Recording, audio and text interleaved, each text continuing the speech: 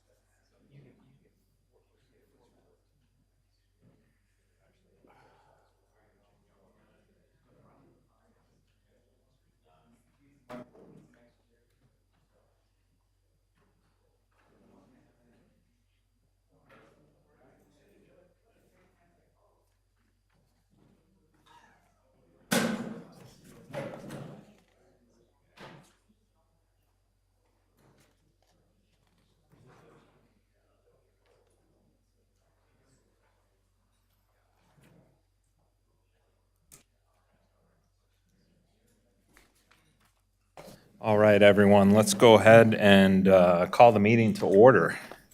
As you can see, we're a little light today.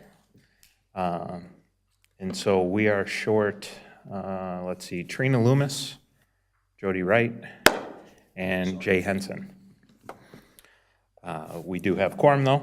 What I would like to do is actually introduce our brand-new member, Lee Hallman. Lee was most recently a member and vice chair, right, of the Downtown Steering Committee, and put in, God, what was that, 13 months? Yeah. Roughly, to get that done. So we're happy to have him join our board, and he's replacing outgoing member Stephen Swanek. So Lee, thank you, and welcome. Thank you for the welcome. First order of business, we need to consider approval of the June 27th, 2023 regular meeting minutes. I'd like to make a motion to approve the June 2023 minutes. Thank you, sir. We have a second? I'll second it. All right. We have a motion, we got a second. Any discussion on the minutes themselves? None. Nothing? All right, let's take a vote. All those in favor? Any opposed? Did you raise your hand? I was absent. Oh, that's fair. Nah, you don't. Five with an abstain. All right. Let me check. Public comments? None. No public comments. All right. On to the action agenda. First item on the agenda, I'll give you a sec. First item on the agenda, we're going to consider a recommendation on petition R23-01.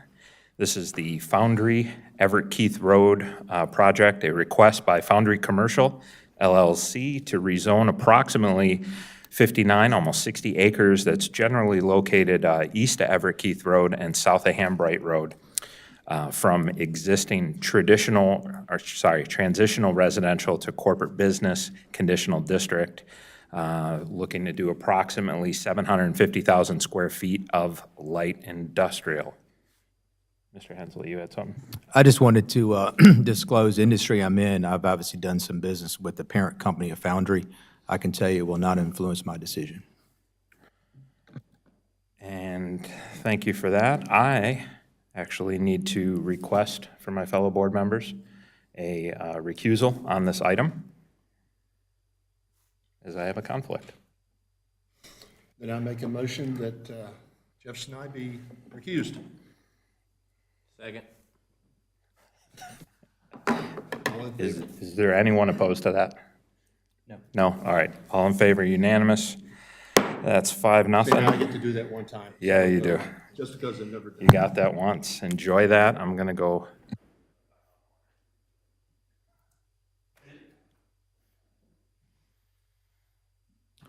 Thank you, Mr. Vice Chair.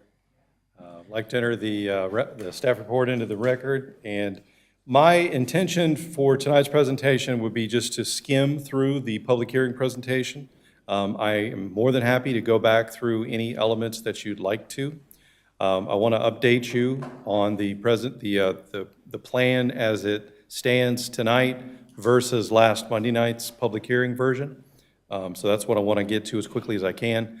You can see on the map there, the area that is in the black hatch represents the site. It is all zoned TR, Transitional Residential, and the request is to go to Corporate Business Conditional District. I draw attention to the red line moving through the black hatch. That is the existing future thoroughfare from the thoroughfare plan. And in their proposal, and you can see in the purple that's moving through the building, that is the existing alignment, but they are looking to move it over to Everett Keith, moving it further south towards Savoy, and then beginning a move around, and also disregarding the corner, the lack of the cul-de-sac. This is a slightly dated site plan. But you can see here that the little over 28 acres, the request is so that the applicants may construct 750,000 square feet of light manufacturing, warehousing, and office. Those are the only 3 uses that are contemplated in the plan. Something else I want to point out to keep in mind is that the rezoning is less than the property that is in this application. The boundary in red represents the land holdings, and then the area in blue represents where they are looking to do the rezoning. So there are some remnant pieces, and we'll talk about what they're proposed for in short order. So this is the site plan from the public hearing a week ago, and I don't expect you to be able to read or see all of the notes around the corner, but you can generally see where the thoroughfare has been moved to the edge, the cul-de-sac down on the bottom left, and then I said cul-de-sac, I meant roundabout, and then as it moves around to the bottom to a cul-de-sac. And the 2 large yellow rectangles represent the 750,000 square feet that's being asked for maximum in 2 different buildings with parking in the middle. Here is the amended plan that we received today, and it has some variations to it, and I will try to highlight those in just a second. Again, here is the 2040 community plan. This property is all within the town core identification. So this particular use request is not necessarily supported by the 2040 community plan. If you look, you can see some policies that it is consistent with in the upper right, and we can go over which ones those are if you'd like in a few minutes. There are a couple that they are not specific, not consistent with. The first one, LU1, I just mentioned a second ago, which was the future land use plan. But I do want to point out very clearly on this particular map that to the west, immediately abutting this property across Everett Keith Road, is the special purpose district, which is an employment center type of zone. And so if the town were to find it fitting to expand that existing zone that is in this area, then that is a way that this could be supported if that's something that the planning board and the town board wanted to do. These are the explanations on some of those designations, and again, we can come back to those. These are also the excerpts from the 2040 community plan. Again, not looking to belabor those unless you'd like me to at the question and answer point. Secondarily to the 2040 plan is the Eastfield Road Small Area Plan. You can see the red circle there in the bottom left that indicates in the blue where there's an area that it is contemplated could be mixed use. The definition of that, if you look in the sub-area 1 of this designation, you can see the area circled in red does look at light industrial as a possible land use in this area. So if all of the setup is correct, then the small area plan definitely can show support for this type of use, as well as office and that type of thing. In other words, non-residential are definitely moving away from TR. So you have those 2 policy documents as guides for you. There was a TIA done. The transportation enhancements that are needed are listed here. It's pretty dry in terms of just bulleting there, but here's a diagram that will show you the light blue box in the upper right represents the site. You can see that there are some intersection improvements on multiple locations in the vicinity. So we can come back to that if you have any questions as well. There were 9 modification requests from the proposal that went to the public hearing. And I just want to point out very quickly, I'm going to skip over A, B, and C, or excuse me, A and B, and come back to, I just want to look at the ones in yellow. The one in C speaks to the idea that they could have several buildings, 3 instead of 2, and that the amount of pervious coverage and the extent of that would not go over the maximums allowed. I mean, those are just the regulations at hand, and that modification would not be needed. So we would look to see that that's deleted. Number 4, or letter D rather, is that to go to a multi-building site, have the sketch plan follow suit of a CD rezoning plan, that staff would do that, and that is the case for all subdivisions, as you're all well aware. So that is not a modification that is needed either. Letter E speaks to the realignment of Everett Keith Road. That is a process that CRTPO has, and that we have gone through that. CRTPO has indicated that if the town board were to adopt a plan that changes an alignment and it still enters and exits the property as it's been previously aligned, that they don't have an issue with that. So again, this is not a formal modification that is needed, so we would look to drop that one as well. And then jumping down to H and I, there is a portion of a piece of a road alignment, which I'm going to show you in a second, that they're indicating that they are not required to construct, and since it is off their property, that is definitely the case. So again, no modification would be needed for that. And then the last one has to deal with when or how they may record easements that deal with utilities, and they have the ability to do those as long as individual property owners are amenable to it. So again, no modifications needed. So that really whittles the original list from 9 down. So here is the staff recommendation section from the staff report. Just a couple of updates, some that I've touched on, but others I can if you'd like. The first bullet that has some red to it, that is the street stub designation. And I'm just going to jump to a staff site plan here. This is the new one from today. If you look at the top, I think you can see, I don't have a good laser here, but there are 2 stubs that go from the property to the north from this particular site. And, again, the connectivity ordinance that everyone is very familiar with certainly deals with public streets. We're not dealing with public streets in this particular area. What we're dealing with is connecting parking lots.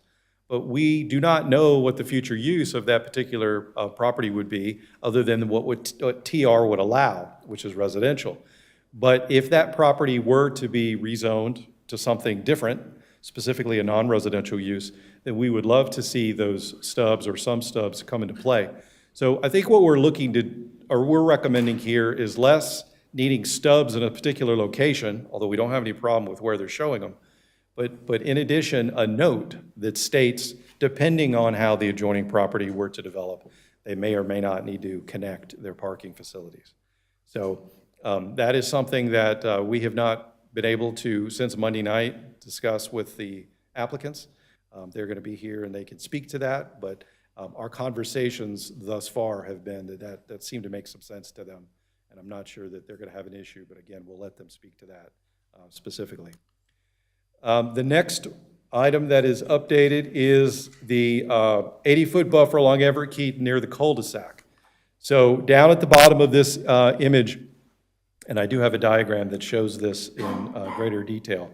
You can see in the upper left, there was a yellow highlight line indicating that the 80-foot buffer did not continue at its full width all the way to the property line. And so in the bottom right, you can see that they have created the buffer to the full extent all the way, except for the access drive at the cul-de-sac. So that item, in our opinion, has been satisfied. Moving to the next, that was the item about the nature trail. There is a nature trail shown in the middle of the site plan, and previously it sort of crisscrossed or went into the stream buffer, and that takes some very specific and sort of costly and timely or length of time to get that to happen. Not necessarily opposed to it, but we just wanted to make sure that's what they were looking to do, and so they have modified and gotten out of that buffer, so we no longer have an issue on that. The next item is the 10-foot side path. Everett Keith being a thoroughfare, There is a requirement, as you know throughout town, that we have 10-foot side paths instead of in-lane bike lanes. And so they have added that, and they're showing that in their site plan as well. So again, now a non-item for us. The very last red item on this list is to the urban open space. There was one plaza that was previously shown, and they now have incorporated 3. You can see the images there, the one at the top, which is a carryover from the original plan, and now there are 2 at the bottom. Each one is a minimum of 2,000 square feet as a plaza, which is compliant with our regulations. So we would not have any issues with that either. The rest of the recommendations that I'll just go through super fast. The first one is that on the east side of the site plan, they have asked for a buffer modification from the 80 feet. During the public hearing, we talked about the fact that on the exterior to the east of this site plan, there is a lot of land that is owned by Duke Energy. They have substations. They have more land than just the substations. They have power line easements. So there's really not going to be a different use immediately abutting this property. So there is distance to help buffer the residential that's further to the east. And so they are proposing a berm and a 40-foot wide buffer on the east side, and that is a modification. We find that acceptable given the context of the land uses that are on that eastern side. On the north side, we had a challenge because they were looking for a smaller buffer. And again, that property is unknown, but it is zoned TR, so residential may very well be in its future. The small area plan is essentially saying that you can contemplate a different use if you're really looking to create a site plan that's hitting all the marks that you want through the ordinance. So this application, and I have I'll show you here, I hope you can make those out, but if you look, you can see that from Everett Keith Road on the left, as they move into the interior where the creek is, the stream, excuse me, that the buffer does eventually get to in the high 70s and then up to 80 and then 110 feet of width. And that's good. It's better than they had shown that. And then if you go over from the creek all the way to the eastern edge, you can see that it is in the 80s, but then again, it drops down. So I think that staff still has some issues with, modification is something that I think we can look at in a limited fashion. We're still at 56 feet, we're quite a bit away. We don't see any, there is a berm that's proposed. Don't know if they wanted to, have extra thick plantings through the top of that berm, if allowed, maybe a structural element in there, wood fence or something like that. That's something that we could take a look at. One of the other suggestions that we had, and again, not necessarily the place to do this, but there was the idea that you have this 24-foot wide road along the building and then a 30-foot drive up above, but they seem to be doing the same thing.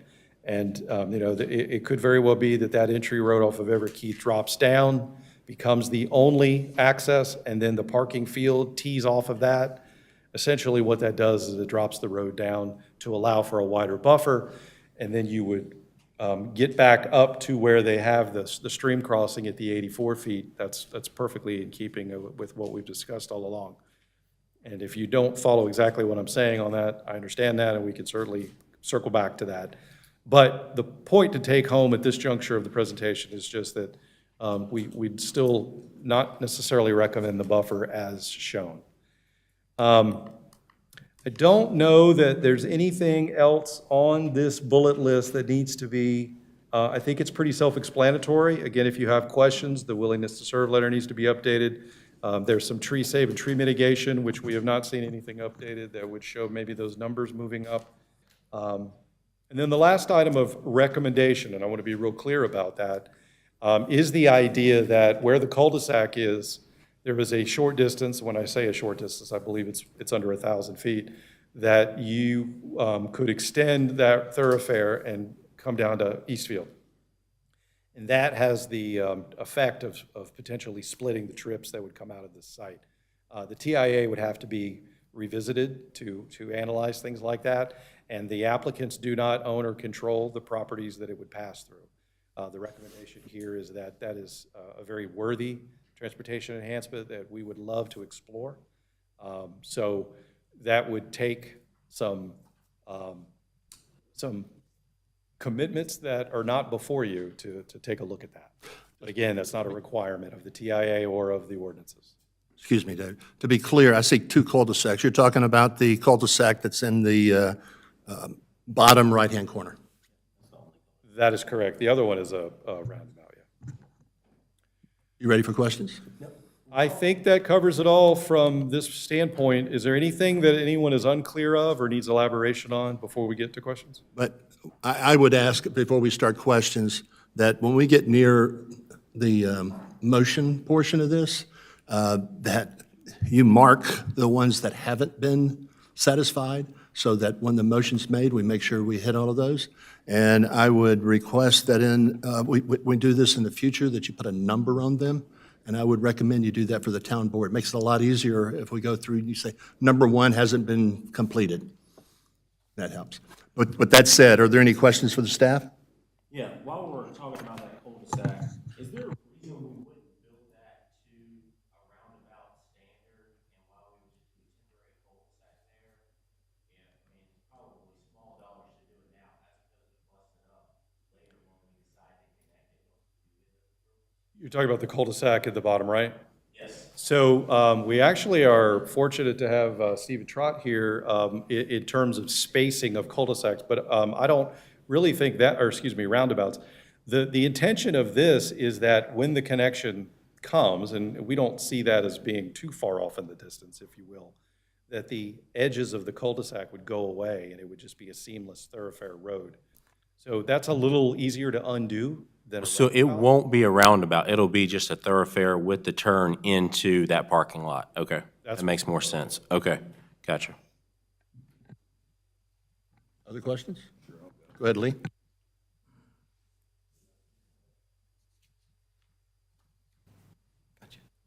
Let's see, back to land use, I guess, and the 2040 plan. I think you said that secondary to the 2040 plan comes the small area plan for this. And while it doesn't comply with everything to do with the 2040 plan, it does with the small area plan. So does the small area plan that was generated in 2013 take precedence then over the land use plan and the community plan? I don't know if Jack has any insight on that, but I ask a tough question. So the 2040 plan is the most recent of the plans, which called for residential, about 3 units an acre. However, I will say the Eastfield Road Small Area Plan was much, much more detailed, and we met specifically with the residents of Eastfield Road from one end to the other.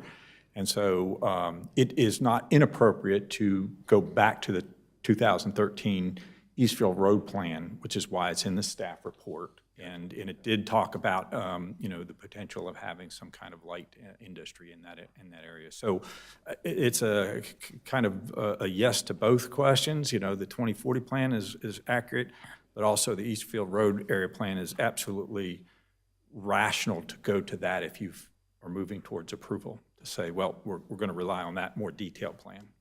Okay. And as the next one, the property to the north, this rather large tract in TR, we tried to contact the owner for that property and see what their opinion is. So they received notification, like all the other surrounding property owners, within 250 feet, and we did not hear anything.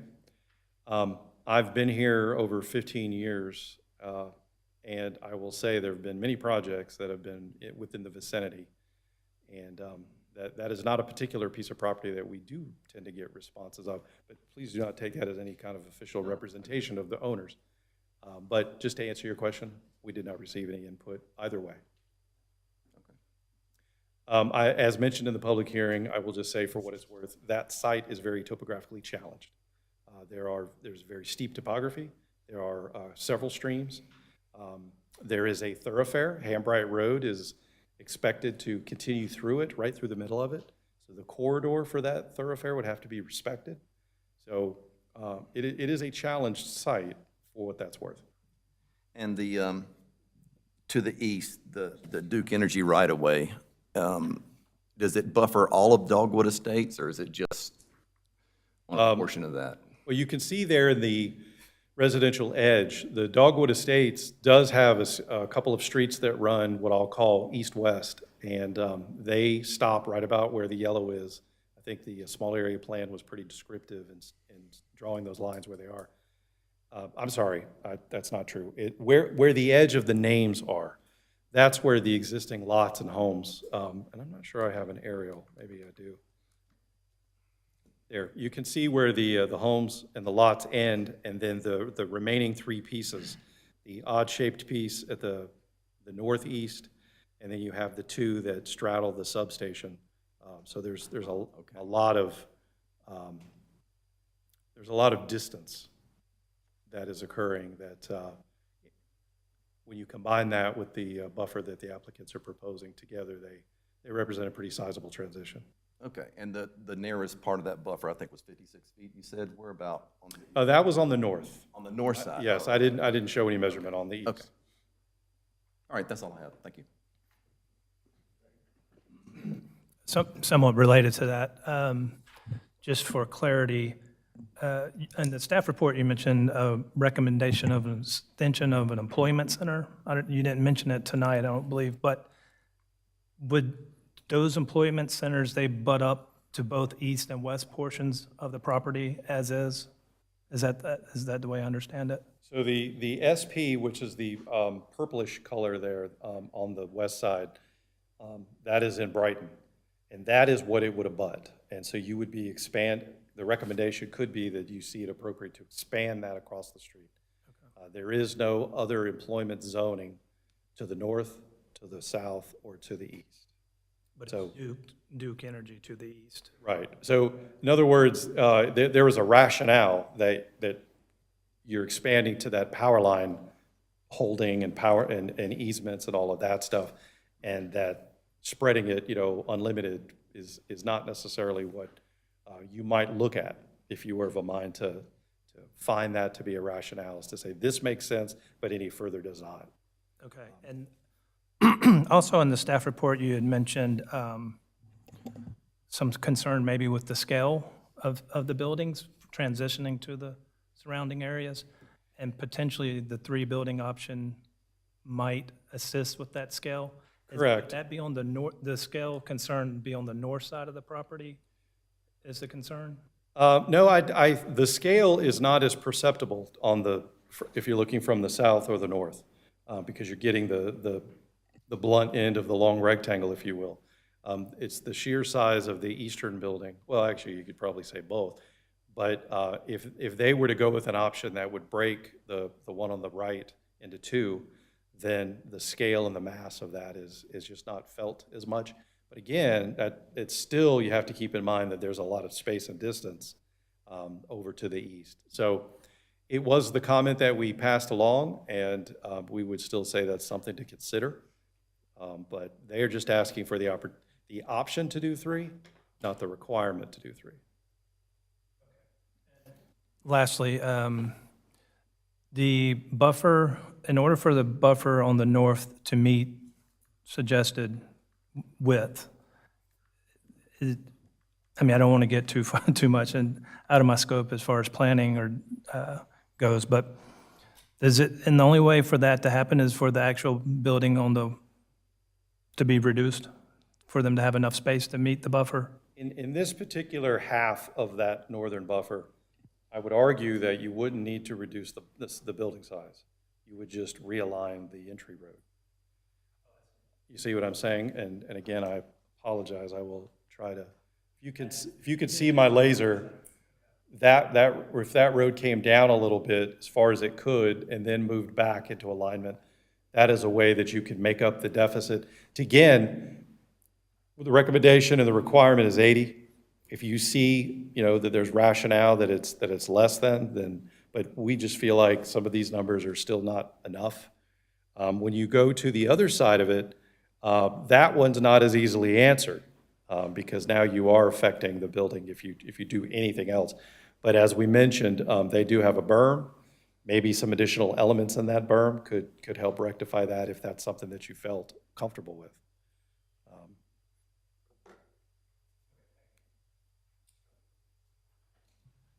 Mr. Pete, going, the south side, the community meeting, we had 13, 14 neighbors. Was there anyone there that came and spoke out against or concern? Yeah, one more maybe. Yeah, on the south side between the project and the current Everett Keith Road? I do not recall anyone speaking against the project, specifically from this particular area. Okay. There was one individual who I believe spoke on the record representing a lot of the homeowners that I think are the sellers for the project. They were supportive, would be the best way to say that. I do not recall anyone, there may have been maybe one, and it may have had to do with traffic or something to that effect. Okay. Apologize for not recalling that more vividly, but during the community meeting and during the public hearing, there definitely has not been a loud outcry in either direction. That's just what I wanted to confirm. I obviously understand the north side, kind of an absentee owner or whatever that hasn't expressed a concern either way. So I just want to understand the south side. That's it. You referenced on the south side that they were going to stay TR down there. Was there any more comment to that? Yes, and thank you, because I did not get to that. The remnant pieces are in the proposal it's suggested that whatever is not used for right-of-way of the thoroughfare would just be left TR. I think what our recommendation is that there are still going to be residents to the south.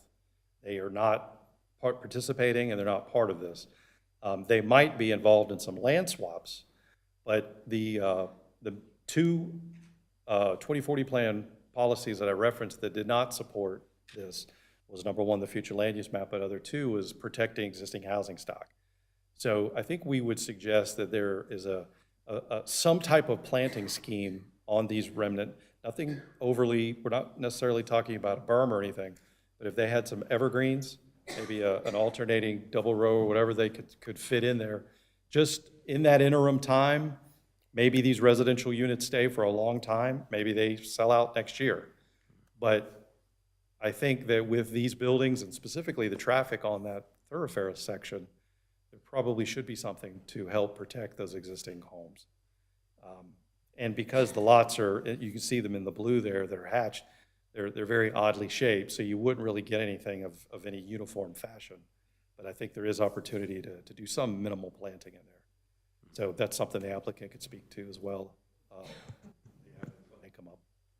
And in addition to the LU11 protect housing stock, there wasn't any study or anything done by the applicant to say we weren't going to diminish the value of the properties to the south, or the building wasn't tall enough to enact the, whatever, twice the height to the distance ratio or whatever that is? That would be a question they can answer for you. Okay, all right. David, going back to your, I guess, suggestion, comment about evergreens or doing some kind of buffer, if the Everett Keith Road were to be constructed today, say with DOT dollars, there would be no buffer required of the It would DOT. just be a double row of street trees. It would be one, I'm sorry. A double row of street trees. Okay. That would be the That would be it. Are we ready to hear from the applicant?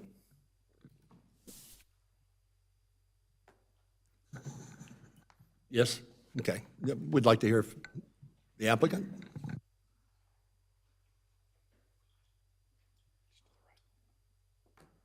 Thank you. Well, good evening. Thank you, everyone, for having us. The first part of this is, as David did, a repeat of the presentation from the public hearing, so I won't spend a ton of time on it, but I will flip through it and reacquaint you with it, those that didn't see it. The first part of this is to reacquaint you with Foundry. To some degree, some of you folks know who we are, but this is the Brighton Commerce Center, which is recently completed Phase 2. This is also 750,000 feet, broken up into 6 buildings as opposed to 2 buildings. We started looking at the subject site as soon as we got started up here. Over the course of building and leasing this, we had 10-plus requests for spaces over 150,000 feet, none of which these buildings were able to accommodate. So the idea is we've worked well with Huntersville in the past. We feel like we've been good partners. We feel like we've delivered pretty nice product here. Brighton Phase 1, here's your Subaru training headquarters. Here's a nice-looking headquarters type location in Phase 2 for the next user, with the goal of continuing to deliver as much non-residential tax revenue as possible, and as little pressure on the traffic and congestion.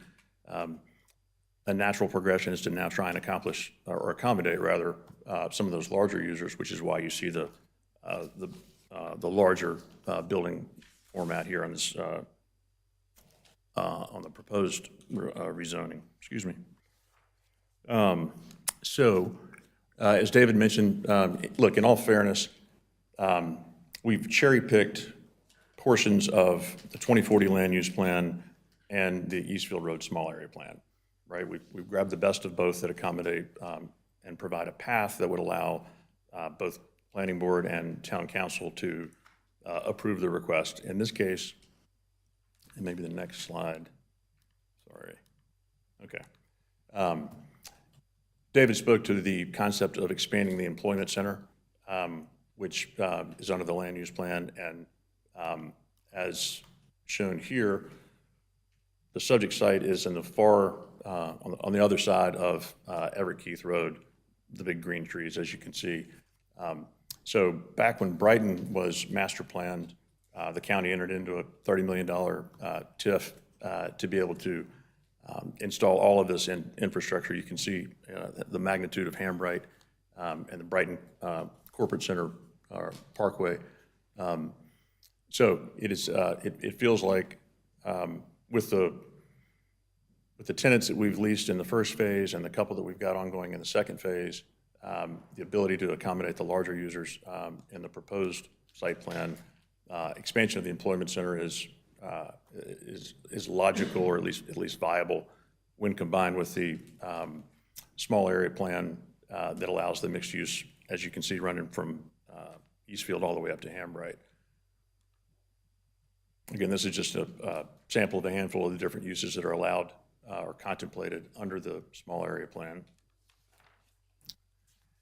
So David touched on this a little bit. As you can see, it's not well highlighted here. What we're rezoning or requesting to rezone is outlined in red. There are some leftover parcels, if you will, to the south, which I'll get to in a second. But on the east side, you can see the bright yellow line. That's the existing Duke transmission line. I believe that's a 70-foot wide easement. And then, of course, for the reduction to 40 feet on the east, which combined is 110 feet. And then you can see the hashed in green.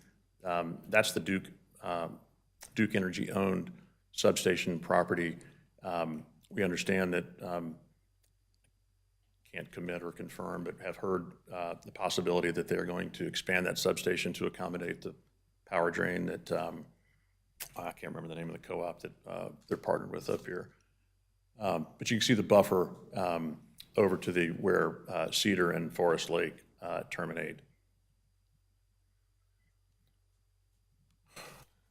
So this is our revised site plan. As David mentioned at the public hearing last Tuesday, really the 2 or 3 main items were the buffer to the north, the 80-foot, well, the reduction of the 80-foot buffer on both the north and the south, which I think we've accomplished on the south side.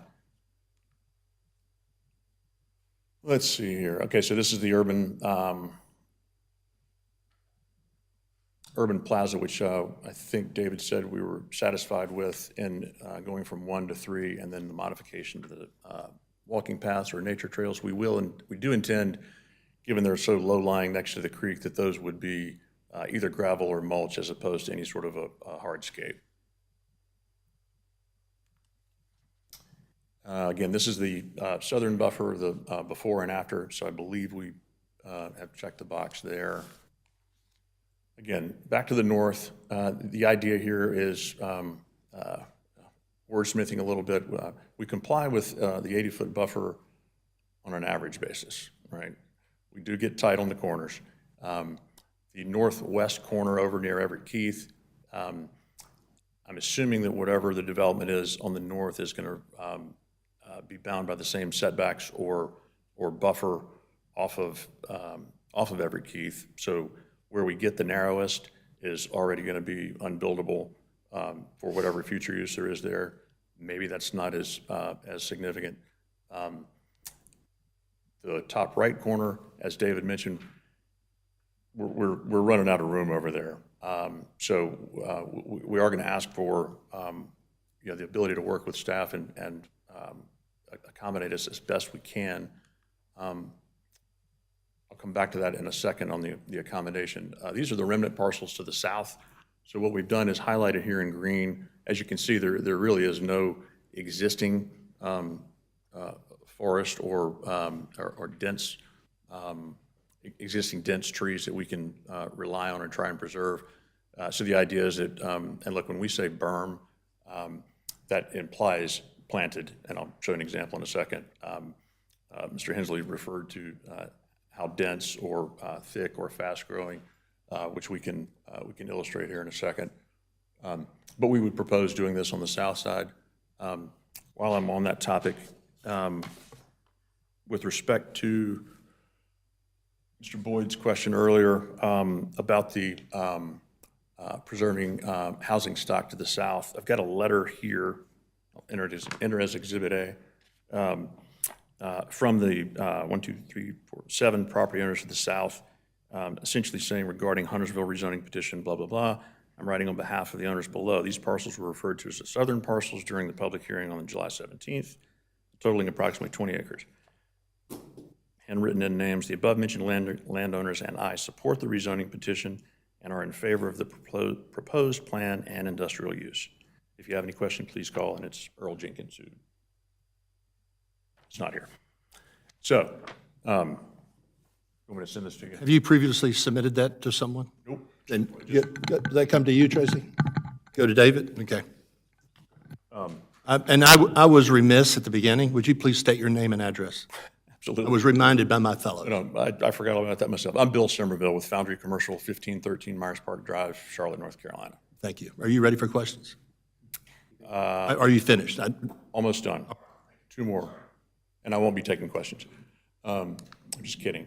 So, on the left side, you'll see this is the backside of Brighton Phase 1. So this is the buffer between the buildings and existing Everett Keith.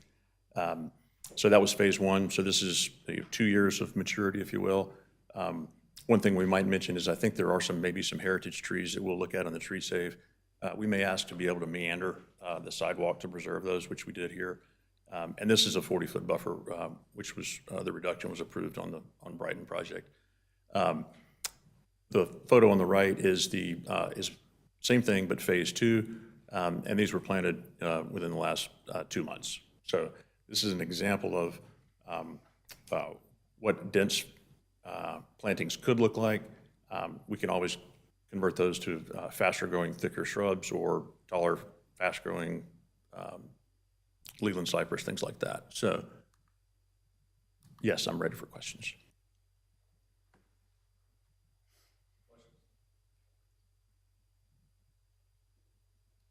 I have a few. Going back to, let's talk about the northern buffer. David or Bill, if y'all could pull that up. If you guys can just, from the applicant standpoint, talk us through David's recommendation on maybe reworking the access, whether that makes sense, it doesn't make sense, is there a challenge? Any feedback on? I would really want to call on my civil engineer.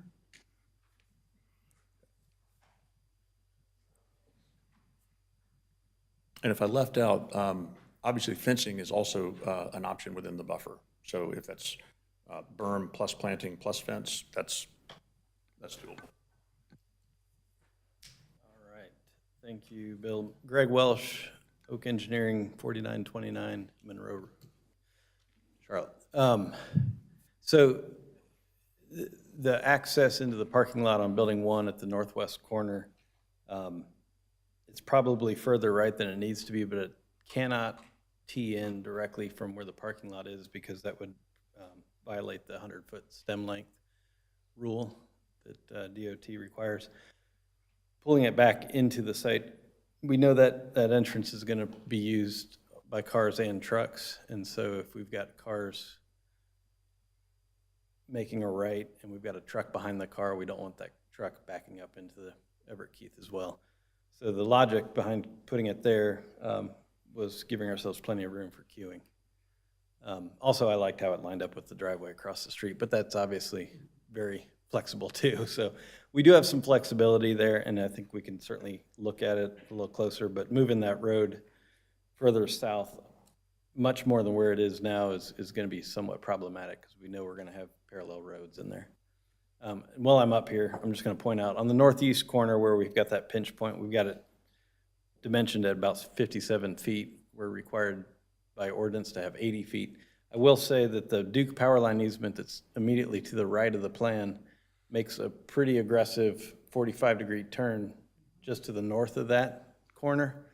So the space between our property line and that Duke easement, there's some good distance there, but it's not very developable. I mean, you'd be hard pressed to get a house back there in that corner. So that area right there, I think, is going to be hard to develop. I also want to ask, and I don't know if we have it in the plan anywhere or if it's just assumed, but if that development to the north does come in as a compatible use, let's say it does go multifamily or mixed use or even industrial, obviously these buffers would not be required, I would assume. And I don't know if there's going to be some opportunity to be able to revisit that without having to go back through the rezoning if we needed to come back in later to, if that were to rezone to something compatible, could we come back in later and wipe out this entire buffer altogether, move the road up to the property line, make the buildings bigger, you know, all that stuff. So I just want to throw that out there, that this buffer is kind of, it's based on the existing land use and what's zoned next door, but there's a good chance that that may change pretty soon. So I can address that any CD rezoning can always have a major amendment if it's deemed such at any time. So if they wanted to look at taking away a buffer in the future because things have changed, nothing would prohibit the request from coming forward. Follow-up question, staying in that same buffer area. David, you mentioned in your presentation about the staff's position about the proposed stubs. I think you said you're not necessarily in support of those specific stubs, but just some flexibility. How does that translate to a plan? Well, I wouldn't say we weren't in support so much as to say that we don't need them specified because there's no use to relate to. What this indicates is that they are willing to have that linkage if a similar use were there. And that's all that we're looking to do, is just have some kind of floating note that states that anywhere in there should a similar use come in. But if it were to be residential in nature, those uses are too dissimilar, and we really wouldn't look to have that. So you'd rather see the stub be removed with a note that says future connectivity is? We want to see the note's ability to be flexible. They could leave the stubs or they can take them away. It's kind of irrelevant as long as the note allows the flexibility. Do you follow? Yes, other than the timing of it. Again, now, I'm not trying to get in the weeds here, but if they don't stub it, let's say 5 years from now, their project is completed and the project next door is developed, whose responsibility is it to make that connection at that point in time? Well, we'd need to have that cleared up by the time they got to the end of construction plans, because, they've either got to build a stub or not. Right. So, again, if that's where the stubs are on their plan and the board approves it that way, then the next guy is going to have to stub to those stubs. And I get where you're going, and I support what you're saying. I'm just trying to figure out how we actually get there from today to that point. If we don't feel strongly either way, you can leave them, or they could take them out and have a floating note. Okay. Okay. David, what's that property to the north of this project, what is that zoned right now? TR. TR, okay. So if it were to remain TR, you really wouldn't need a stub. You wouldn't want to stub into the TR anyway, right? And from an industrial strike into the residential area. I mean, if you're assuming the density that TR would support, that would make a lot of sense. All right, a question about the buffer to the applicant. On the north side, to continue Scott's questions, I've heard that might be bermed, are you berming buffer to the north side. Oh, absolutely. The original proposal, when we asked to reduce the entire length to 40 feet, was it would be a bermed, planted, and possibly fenced if preferred.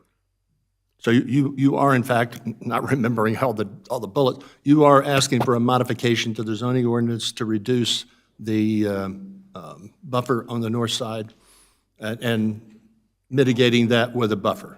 I mean, with Berm. with the berm, excuse me. Planted berm and fencing. Okay. That's all I have. Any other questions?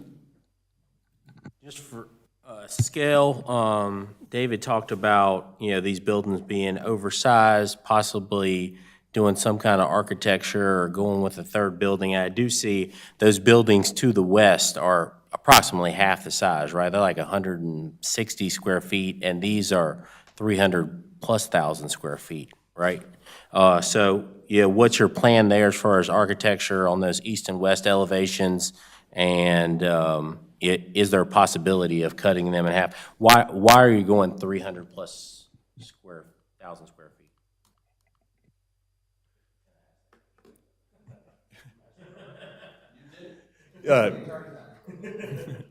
Yes. So architecturally, the ends of the buildings, the end caps will look very similar to the ones that do in Brighton, right? We often developers request accommodations for buffer reductions and things like that to be able to maximize square footage. Maximizing square footage allows you to be able to be more efficient with your costs and build a higher quality product, right? So we are out to attract headquarters users, large employers, again, non-residential tax revenue. And the Brighton buildings, phase one, they were 110 to 125,000 feet. Phase two, we were able to get one up to 150,000 feet, pre-lease that 4 months before completion.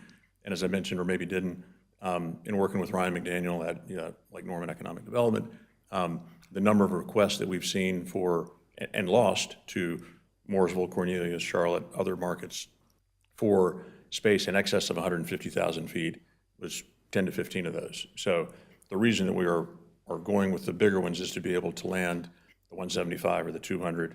I don't think we're going to get a 300,000 foot user. So the ability to pivot, honestly, probably the back building, the east side building, pivot that into two buildings is going to be user specific. If you found somebody that insisted on owning their own building and they needed 150,000 feet, a build-to-suit, we'd chop it in half, accommodate them, and then lease the smaller building. Largely reacting to the market. Any other questions? Go ahead, Scott.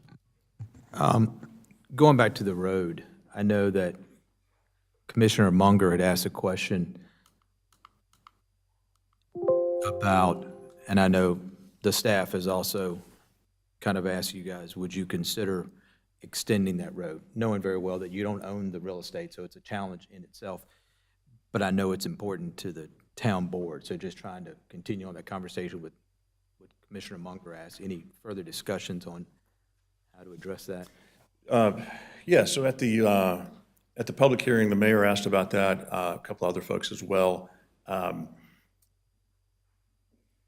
The access to, look, completion of Everett Keith all the way down to Eastfield and then tying into Independence Hill becomes the preferred route off of 485, as opposed to the existing at Statesville, right? So it's a superior distribution of traffic, no question about it.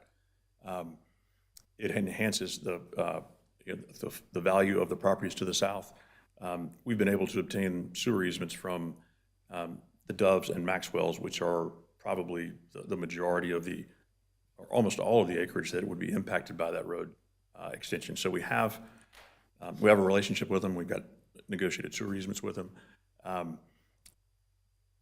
I would guess that there is a way that we could figure out how to work together to do that. We're certainly not opposed to it. We're happy to be an agent for whatever parties come together to try and affect that. But it's a heavy lift and probably doesn't move fast. So you would have a handshake agreement or a commitment to pursue it as however we want to collectively. But I would ask that it not be tied to, the approval not be tied to this. Understood. that's outside our window. Any other questions?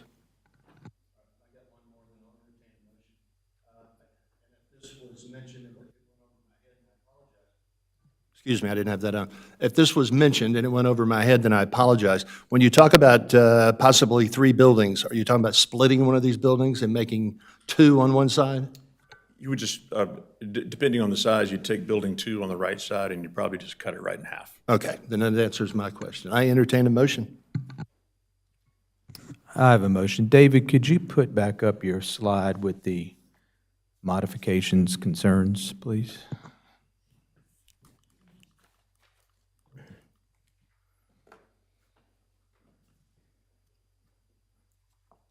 Thank you.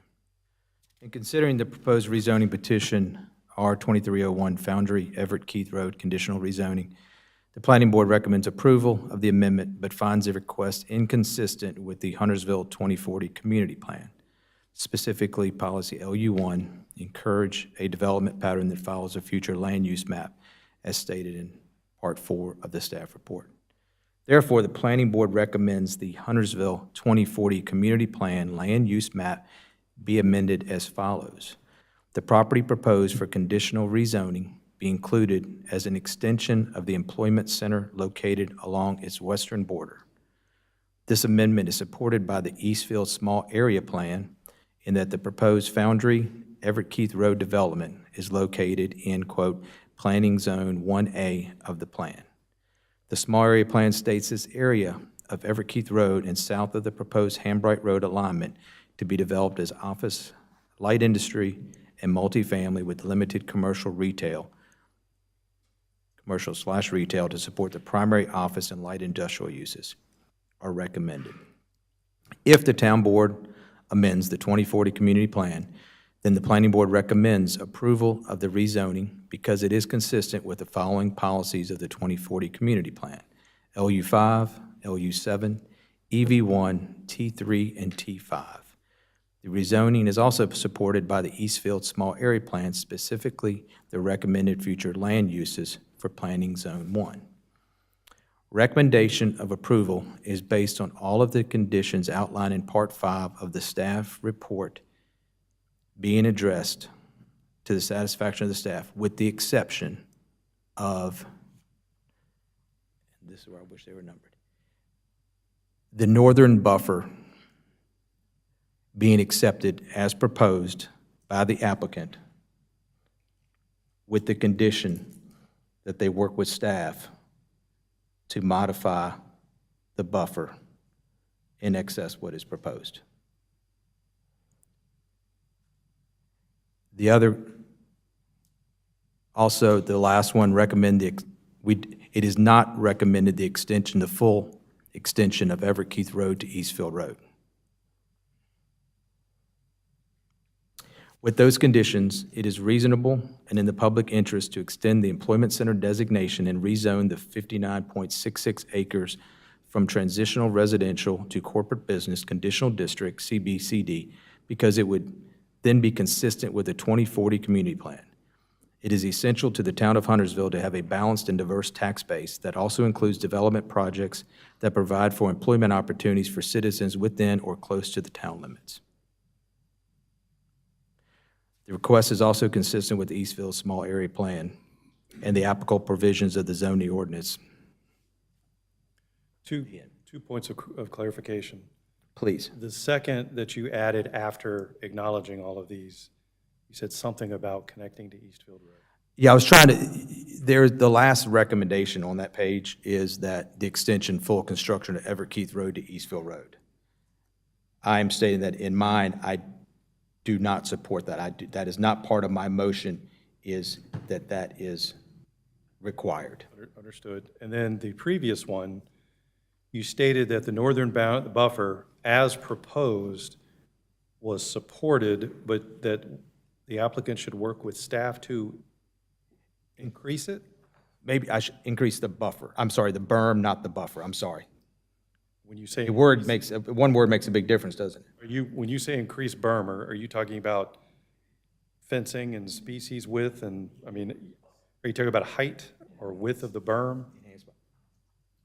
I am saying that I'm fine with the distance, the depth of the buffer, but I also want the applicant to work with the staff, as they said they would, to enhance that. That space.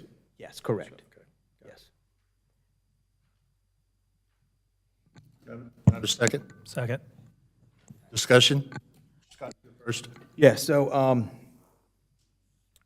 first I'll start with the buffer, that I think it is important for us to try to follow the ordinance as close as we can, but this is a situation where, you know, it's difficult enough for us to find land inside of Huntersville that we should rezone for some sort of employment.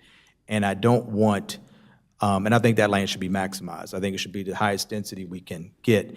And by us sitting here going, you know what, let's, instead of getting caught up in whether it's 13 additional feet or 20 extra feet, and then it maybe reduces this building by 10,000 square feet or whatever, that's just, it's a detail I don't think is necessary. And I don't think we're doing enough public harm by reducing that buffer. So that's why I support that. And the other thing is, just in this project in general, I think it's a great location. As it's been stated, there was $30 million worth of road improvements that have been spent in this area. And, you know, if you go out there, yes, there still need to be additional road improvements made, but boy, a lot of them is already existing. So I think it's a great location for what they're proposing. You seconded. This rezoning, the biggest kind of hiccup for me with this was the rezoning itself. If we're going to go from transitional residential, being able to make this an employment center, I think that's the big catch. I don't have a problem with it, with it being directly attached to similar planned site areas to the west, and no residential being able to go in on the east. So I think, I mean, it's total speculation, but it would be a difficult site to make fully residential, and this probably is a better use of the land, in my opinion. And that was the big crux for me with this, was, you know, switching from residential to a high-intensity commercial area. Chris, you have anything? Lee?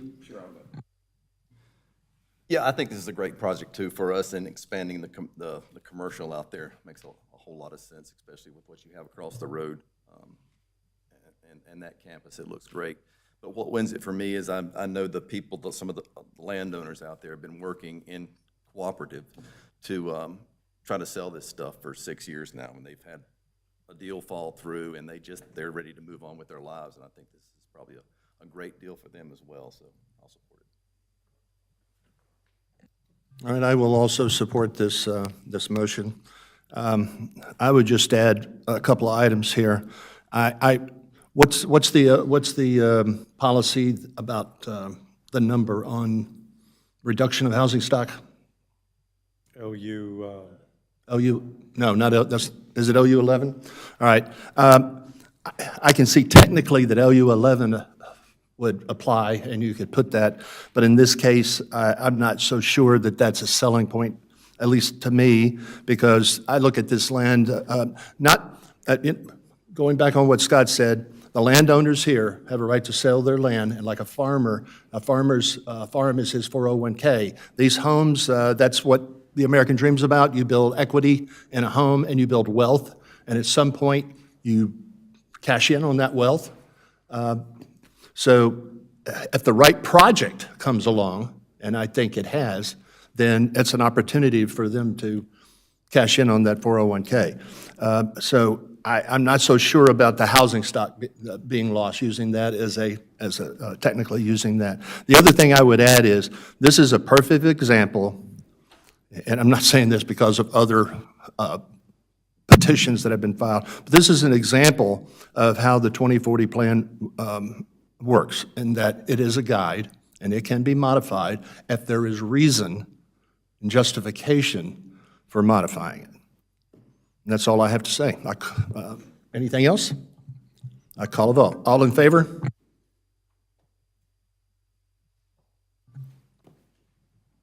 Motion carries.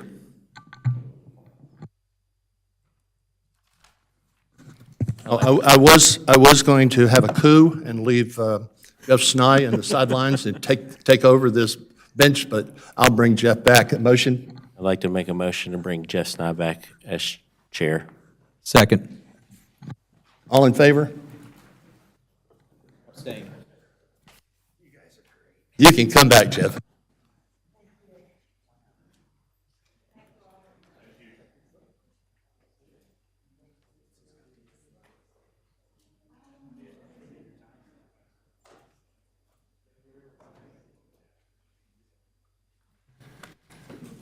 Everybody that's sticking around, we'll give them about 1 minute to clear the room, and we'll go on to item 4B.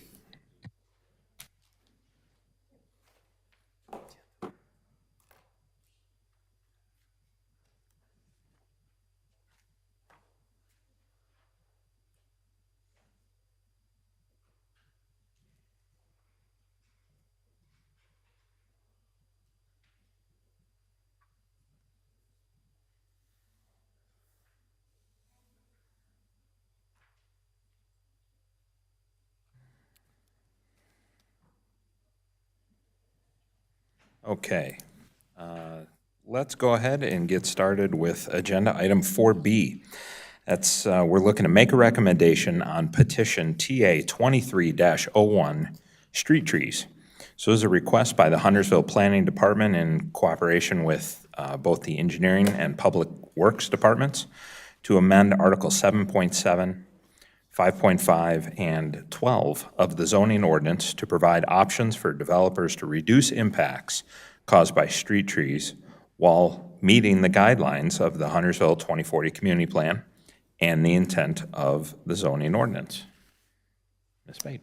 Good evening. I'd like to enter the staff report into the record. I'll be reviewing the sections of the proposed text amendment, and I believe that Mr. Trott also has some slides to share regarding the recommendation from the Engineering and Public Works Departments. So I'm going to provide some context about how we got to proposing a text amendment regarding amending the standards for street tree requirements. So before 1996, under the county development standards, developments such as North Stone were designed with a grass strip and sidewalk on one side of the street only. With the adoption of the 1996 ordinance, developments required planting strips with street trees and sidewalks on both sides of the street. And in 2003, a text amendment was approved that increased the planting strip from a minimum of 5 feet in width to 7 feet in width. So expanding upon this timeline, I want to draw your attention to a few points. First is the number of units approved under the different regulations. So Jack has a kind of more information about the breakdown of the number of units between the multifamily units and the single-family units that were approved.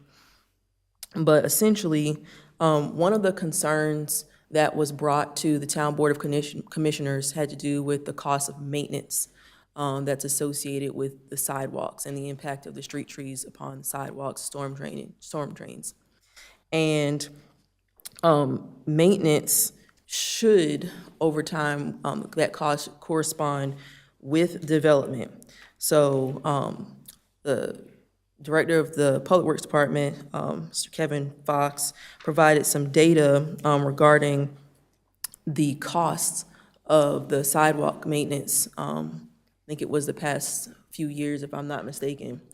And one of the things that planning staff found were that the majority of the developments that we were seeing that were requiring this maintenance were developed under the standards that had the 5-foot minimum wide planting strip. Now, that's not to say that they were all, because there were some that were developed under the more recent regulations as well. But overwhelmingly, we saw it with the 5-foot wide planting strip. And I'll explain more why that's important to consider as well. Another thing with this is that options for development vary or under a variety of standards, excuse me. And included in the proposed text amendment today is another revision to these development standards. So as we've seen, the development standards have increased over time. First, it was 5 feet in width, then it was 7 feet in width. And what we're going to be proposing today is another increase in that width to better accommodate the street tree conditions and the sidewalk conditions. The goals of the comprehensive plan, one of the major goals is that by 2040, Huntersville will be the most livable community in North Carolina. Staff did an extensive amount of research, but we found among our research that Mecklenburg County, the other municipalities overwhelmingly require street trees. Now, they have different conditions under which they require them, but they do require them, as does the town of Huntersville. And one of the major issues that we found is that, you know, we have to have an appropriate tree planted in the right spot. And one of the items that we found in our research is an example from Portland, Oregon, where we see they have a variety of tree options that go from anywhere from you planting from 3 feet up to greater than 8 feet. So that's one of the reasons why we're proposing to further widen the planting strip width.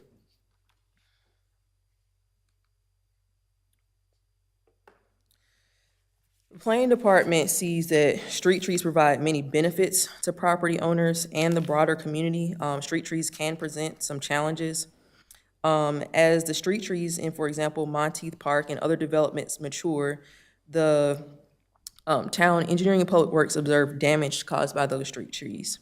And per the directive of the Board of Commissioners, as mentioned, this proposed text amendment seeks to prevent damage with future developments by providing options for developers to provide an environment that better insulates the infrastructure, such as sidewalks, from trees, and it's also conducive to healthy tree growth. So I want to emphasize a few points here, that we understand that the cost of maintenance is a major consideration, and we're not making the argument that street trees don't cause damage. We are overwhelmingly stating that the benefits of the street trees outweigh the maintenance costs. The proposed text amendment seeks to improve our standards for future developments. And that is very important to consider with this text amendment because we are aware that there are existing issues with some of the development in town. And we are actively working on options to improve those conditions with developments. So, for example, staff has walked, I know at least in the past year or so, we've walked at least 2 developments, and with one provided the information to the engineering department where trees were inside triangles or planted incorrectly, and work with them to kind of provide back to that HOA where they could remove the trees that were an issue. So separately, we are in early conversations with an arborist that was a part of our the planning department budget this past year, to work with an arborist to further revise our tree planting list so that we are making recommendations for the most appropriate trees in these types of settings, so for street trees, yard trees, et cetera. So as you see on the screen, I'm not gonna go through each one, but see the value that is provided with having street trees in a development. One of the most important ones that we find is the environmental benefit, but we saw various literature that indicated that developments that have street trees may increase the property values of those developments. Now, it varies from sources, but it's upwards of 15% in the value that's added with having street trees in a development. It obviously provides an aesthetic value for development. As you're walking through development, you're running, your children are playing, it provides a safety barrier for pedestrians as you're walking. You feel a little bit more comfortable walking when there's a tree separating you from the vehicles as well. It's mitigation of heat islands. So we live next to Huntersville is next to a major city. It is a heat island. And one of the things that you find that happens when you leave cities is that there's more vegetation in the surrounding areas that can offset that heat island. And a lot of times you have cities like Charlotte that are trying to do what they can to add more trees now because you've had so much development. And lastly, it contributes to our tree canopy. So an important consideration is that when we have developments that come in, they are allowed to remove a certain percentage of trees on site to accommodate whatever they're building. And one of the goals with the street trees is to replace some of those trees that are lost. So that is a very important thing to consider with regard to the street trees. I'm not going to read this word for word, but I'm going to summarize the sections. So Section 1 of the proposed text amendment aims to allow for 2 options for planting strips based on the tree type. So currently, you're required to have a minimum 7-foot planting strip, and that is for large and small maturing trees. This text amendment is proposing that for small maturing trees, there is a minimum 7-foot planting strip, and for large maturing trees, there's a minimum 9-foot planting strip. And there's also the option that for lots that are greater than 50 feet in width, with a front build-to area depth of greater than 40 feet, a planting strip may be provided in lieu, without a tree, in lieu of providing the street tree. And you would just add another yard tree to the front yard. And I'll explain kind of further why that section is worded that way. So currently, what we're seeing is a lot of subdivisions that have very shallow front yards. They cannot accommodate, it's very difficult for them sometimes to accommodate the yard trees that they have. So the reason that we've added the alternative there is because we're just not seeing large lot or large front yard circumstances anymore. And if you're gonna move the tree from the planting strip, it has to be able to fit somewhere. And I can explain that further as well. So we have here setting, this is Skybrook neighborhood. Skybrook had a 5-foot wide planting strip, and they have large maturing trees, and these trees we would not consider to be appropriate for these conditions any longer.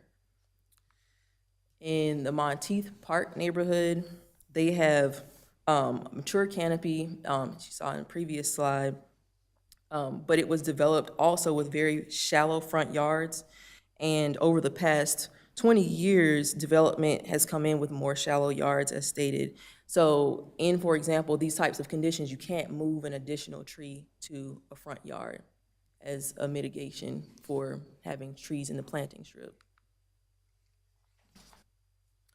The Beckett neighborhood, this was zoned transitional residential, so it has a minimum lot size in contrast to the neighborhood residential zoning district. What our GIS staff person did was kind of scale out what a mature canopy would be approximately for large maturing trees. And this is kind of illustrating at maturity, these trees are already going to be taking up a considerable portion of the front yards in this neighborhood. And we have Cobblestone Manor, wherein this is zoned neighborhood residential. It does not have a minimum lot size, and has a similar front build-to condition, so it's 20-foot maximum build-to line. And you have similar situation where at the maturity, these trees are going to be taking up a considerable amount of the front yards as well. Which leads to the purpose of Section 2 of the text amendment. So currently there are required yard trees as well. And some of the feedback that we've gotten from property owners is regarding the kind of conflict or the challenges that they have when they have street trees and they have yard trees and they have a shallow front yard. And right now, you're required to have large maturing trees in the front and rear yard for a single family home lots. And the proposed section here is that in circumstances where the build-to range or setback is 25 feet or less, small maturing trees may be permitted. The proposed changes in subsection 1 of Article 5 are recommended for consistency with the changes in Article 7. And it was also recommended by the HOAB that subsection 2 of Article 5.5 be further clarified, that the location of street trees could be field adjusted to accommodate infrastructure. So if something is seen in the field that's not reflected on the plans, that it's clear that the tree location can be adjusted in the field. This is important because as your site is being developed, we have on the left side here a SNP from a recently approved plan, wherein today our engineers are they're doing the full plan review, land development, transportation, and are making comments about moving trees when they are in a site distance triangle, when they are in close proximity to storm drainage pipes and other infrastructure. And so that's something that is being resolved through plan review today.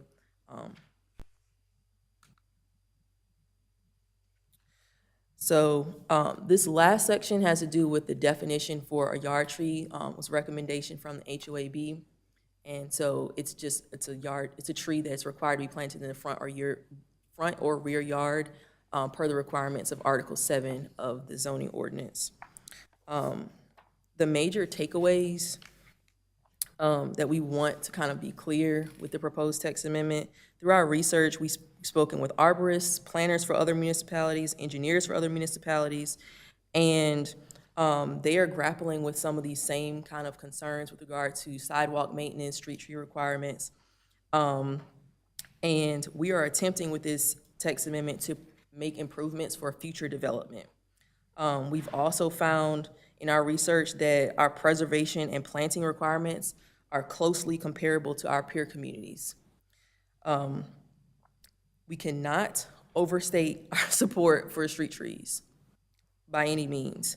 Overwhelmingly, municipalities that opt to have street trees seek to improve their processes during the plan review phase to make sure that they are reducing conflicts with the sidewalk and other infrastructure when the development is built. Other items to keep in mind, other municipalities that require street trees have indicated that they build that maintenance costs into their operating budget for their municipality. So that's something that we found as well. We're not unique in requiring that the HOA or adjacent property owner maintain the street trees. One of the things that we found as well is that other municipalities do not maintain required street trees. The only exceptions are if it is the municipality's property that's adjacent to it, if it's a historical district or some type of special overlay. Otherwise, they're not going through residential developments maintaining street trees. And that is all that I have for now, and I believe that Mr. Trott has some slides.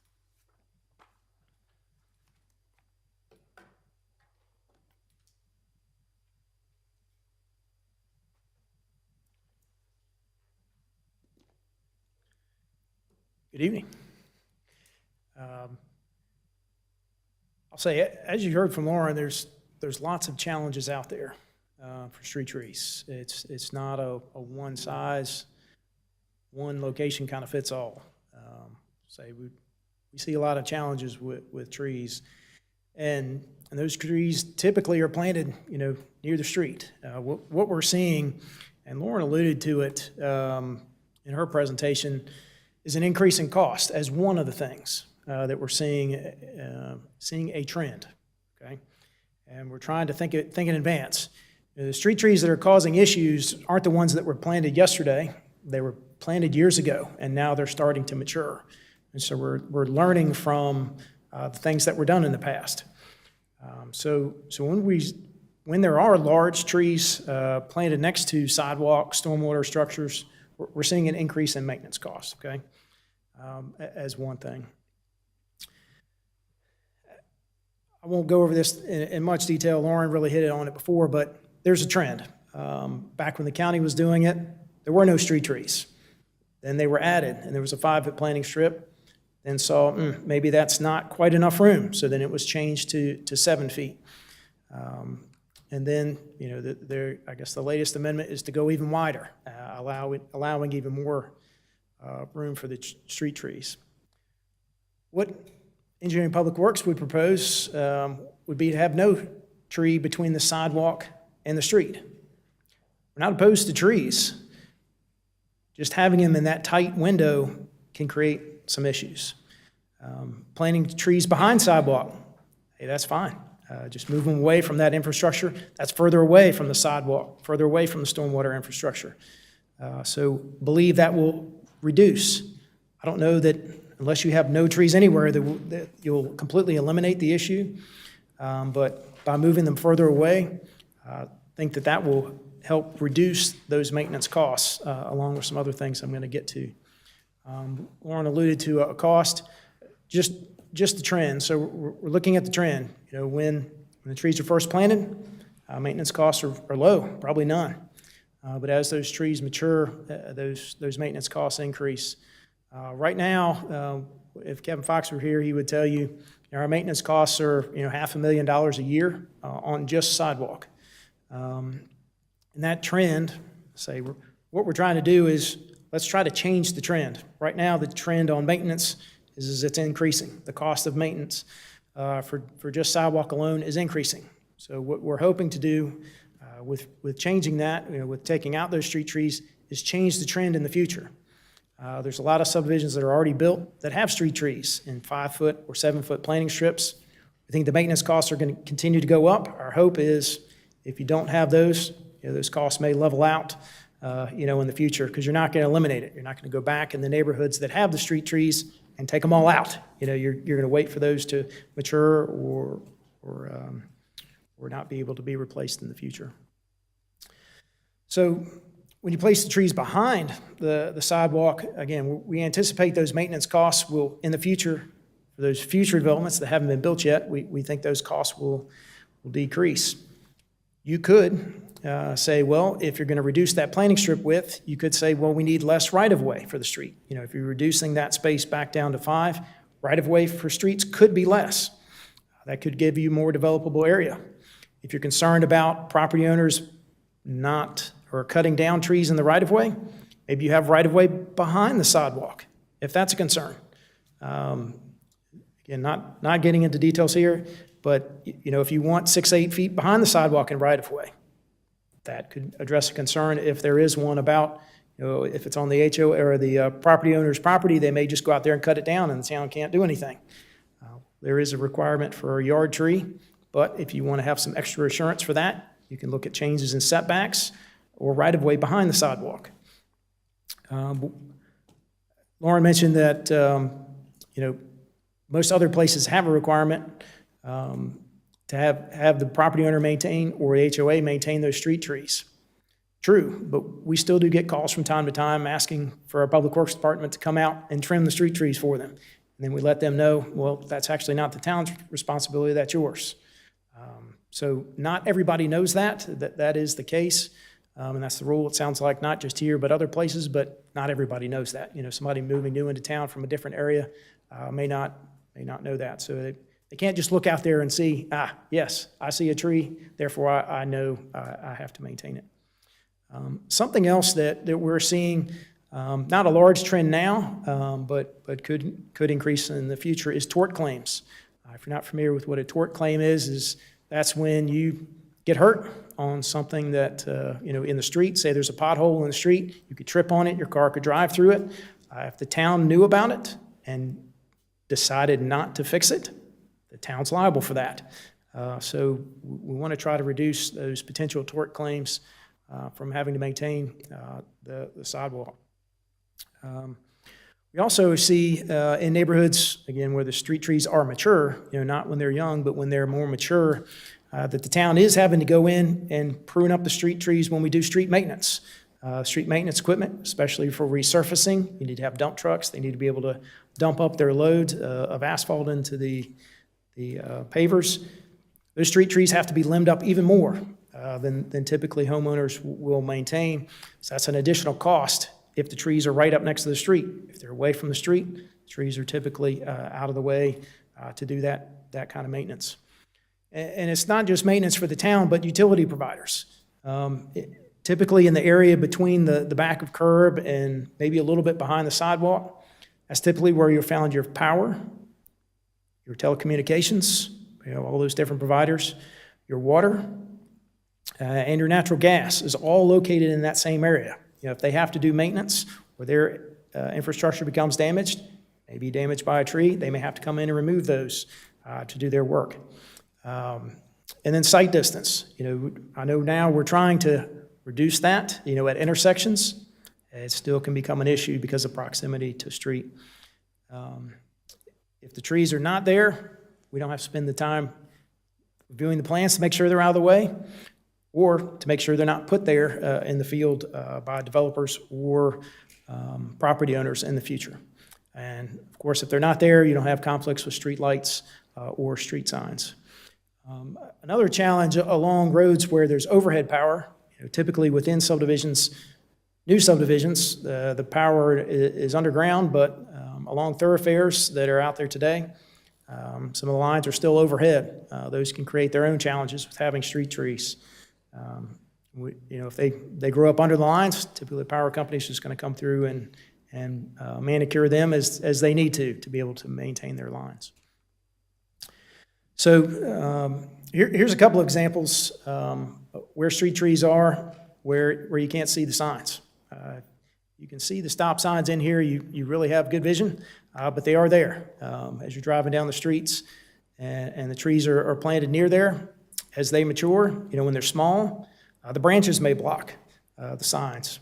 As the trees mature, the trunks, you know, get wide. You really can't prune back a tree trunk to get it out of the way. So as you can see here, the stop signs and the street name signs are blocked by the street trees when they're next to the street. Street lights. It's great to light so you can see. Well, as the trees grow and mature, if the lights are too close, probably won't get much light. This one's doing good now.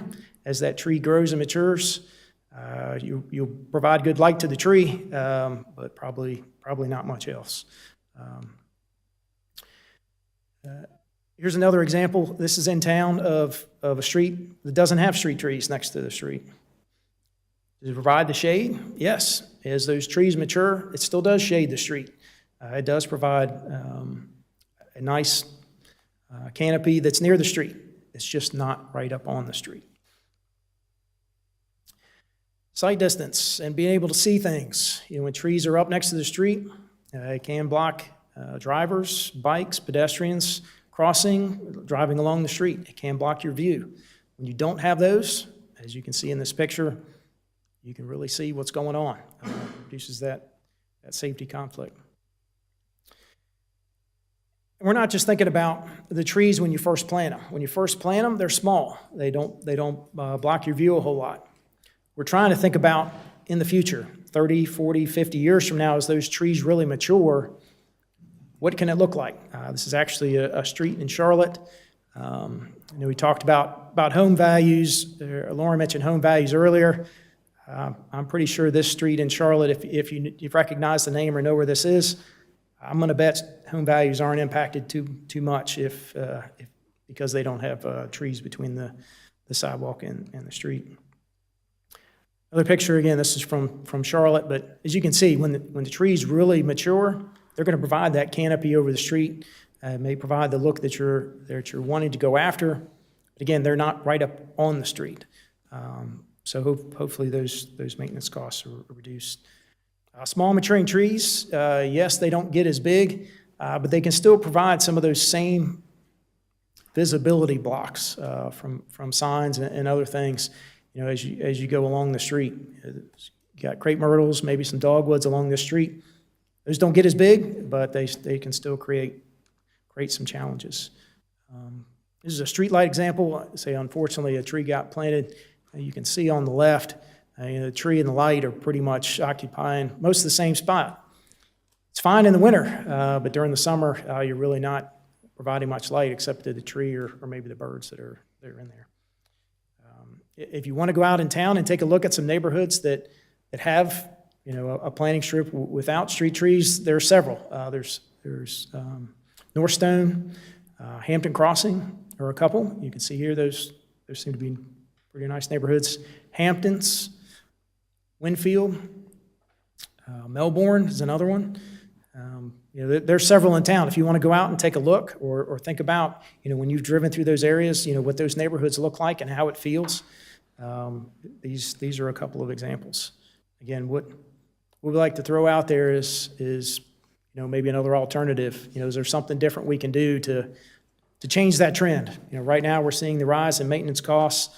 Haven't yet seen a rise in tort claims because of just sidewalk, but not unless the town wants to allocate a lot of maintenance dollars to fixing everything and being able to keep up with it. I don't know that trend of low claims will continue. And happy to answer any kind of questions that you guys have. Thank you, Mr. Trot. Thank you. Questions for staff? Greg? I have a few. It may be more for Lauren. One thing that won't necessarily affect tonight probably, but one of your earlier slides, you had listed some cities, but I missed what the significance of those cities. Some of them were different colors and. Yep, they require street trees, and so the ones, this is the, it's fine. Yeah. Okay. So we have the ones that are in Mecklenburg County, and then we have the others, yeah. That's the color code, okay. You also mentioned something about developers can mitigate tree save policies. Is, just so that I understand better, the street trees are a requirement? Yes. Okay. And it's a whole separate issue or idea from the tree save mitigation. Yes, so it is not tree save mitigation. Let me clarify, I apologize about that. The idea is that if I have, for example, an acre of land, I'll be allowed, depending upon the zoning district, to remove a percentage of the tree canopy that's existing on that property. An acre is not a great example for a residential subdivision, but we'll go with it. But essentially, if I go in our zoning district, if I'm remembering correctly, I think they have 10% canopy save. So if I go in and I remove 90% of the trees, which we would never recommend, we always recommend you keep more, because during the process of construction, you could have to go into that. But you remove 90% of those trees. When you come in with the individual home lots and the streets, you're adding required yard trees to the individual yards, and you're adding street trees in the planting strip. And the combination of those trees that you're planting are replacing some of the trees that are removed for development. Okay. So they are intertwined a little bit. Yeah. Okay. And then, so I guess it's the section 1 text amendment. If a lot is a certain size, they can have a 5-foot green space area without the tree and instead put a tree on the side yard.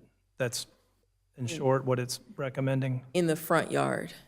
Yep, yes, but that is what it's recommending. So that would be on a house by house. So I guess what I'm getting at is if the next house doesn't have that same lot size, does the sidewalk go back to 7 feet? And then it goes back to 5 feet and back to 7 feet? So that's a good question, but no. The idea is that this would be development-wide. So your subdivision comes in, you would be making that choice during. So if one house meets that requirement, then the whole neighborhood can follow that policy? It would be essentially, the homes in the development would need to follow, because you couldn't have sidewalks starting and stopping throughout the development, essentially. Right. So you would have to make a choice essentially early on.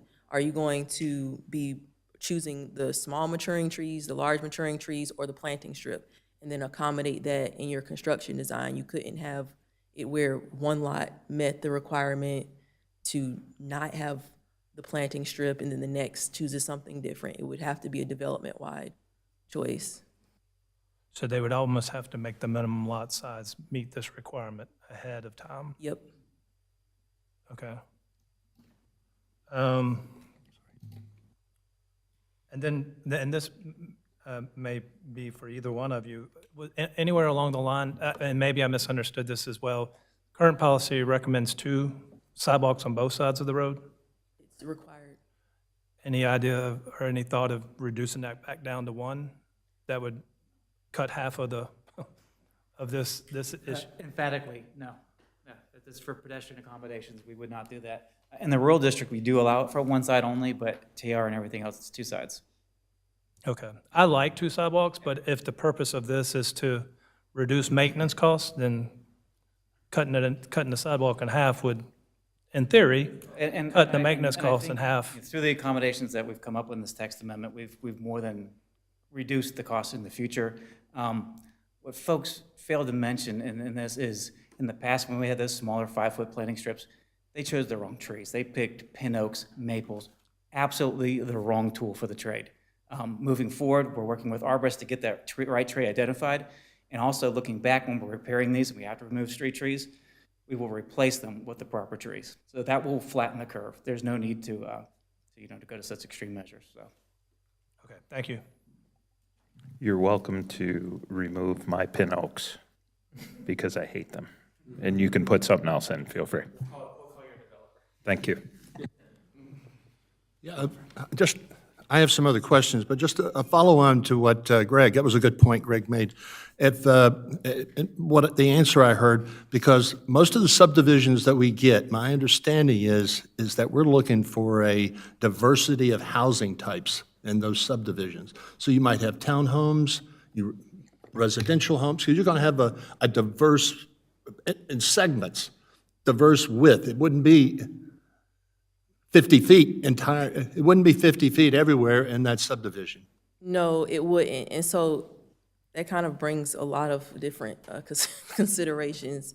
So when you have some townhome developments, it's a single-family home on one lot, they still have a tree requirement, a yard tree requirement.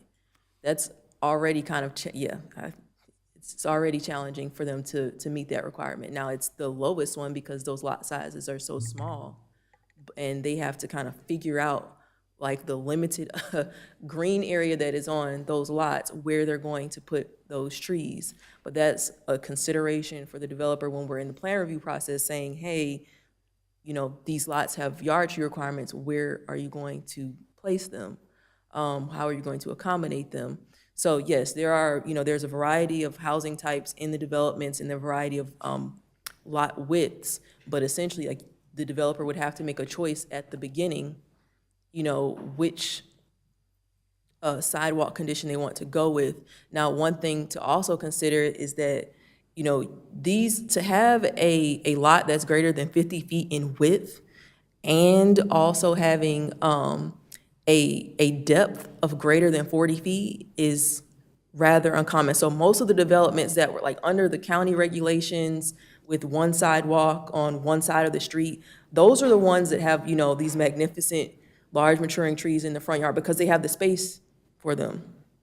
And our idea is that, if we're adding a yard tree there to kind of replace the one you're missing from the planting strip, the yard needs to be big enough to fit the trees. So I guess the point I'm still trying to come to grips with is, Note 1 does not address reality. It gives you a specific. It says a lot size of 50 feet in width and a depth greater than 40 feet. There will be a variation of lot sizes. Yep. and depths within a subdivision. So the whole subdivision then is included within this, and that this note does not really describe that requirement. So one thing I would say is this: when we see, so there's a development that's proposing 3 different housing types, and the way that they are organizing it is that they're transitioning from, there's an existing development that's adjoining it, that's single-family homes, larger lots. What we're typically seeing is when another development goes in, part of our regulations are that the scaling is compatible with the existing adjoining development. So you have a single-family development in one area, you add those larger lots would abut the existing single-family development, and you would transition away. So you're not going to, for example, have a 70-foot wide lot next to a 30-foot wide lot. in a development. Well, I think more, I would think from a planning viewpoint and a planning board that we need to put more thought into that note. And the reason why is that when a sketch plan does not come before this board or the town board anymore, is that technically you guys are required to live up to that exactly, but you've just given me, the planning department, you've just given me, you have modifications. You can kind of apply it everywhere.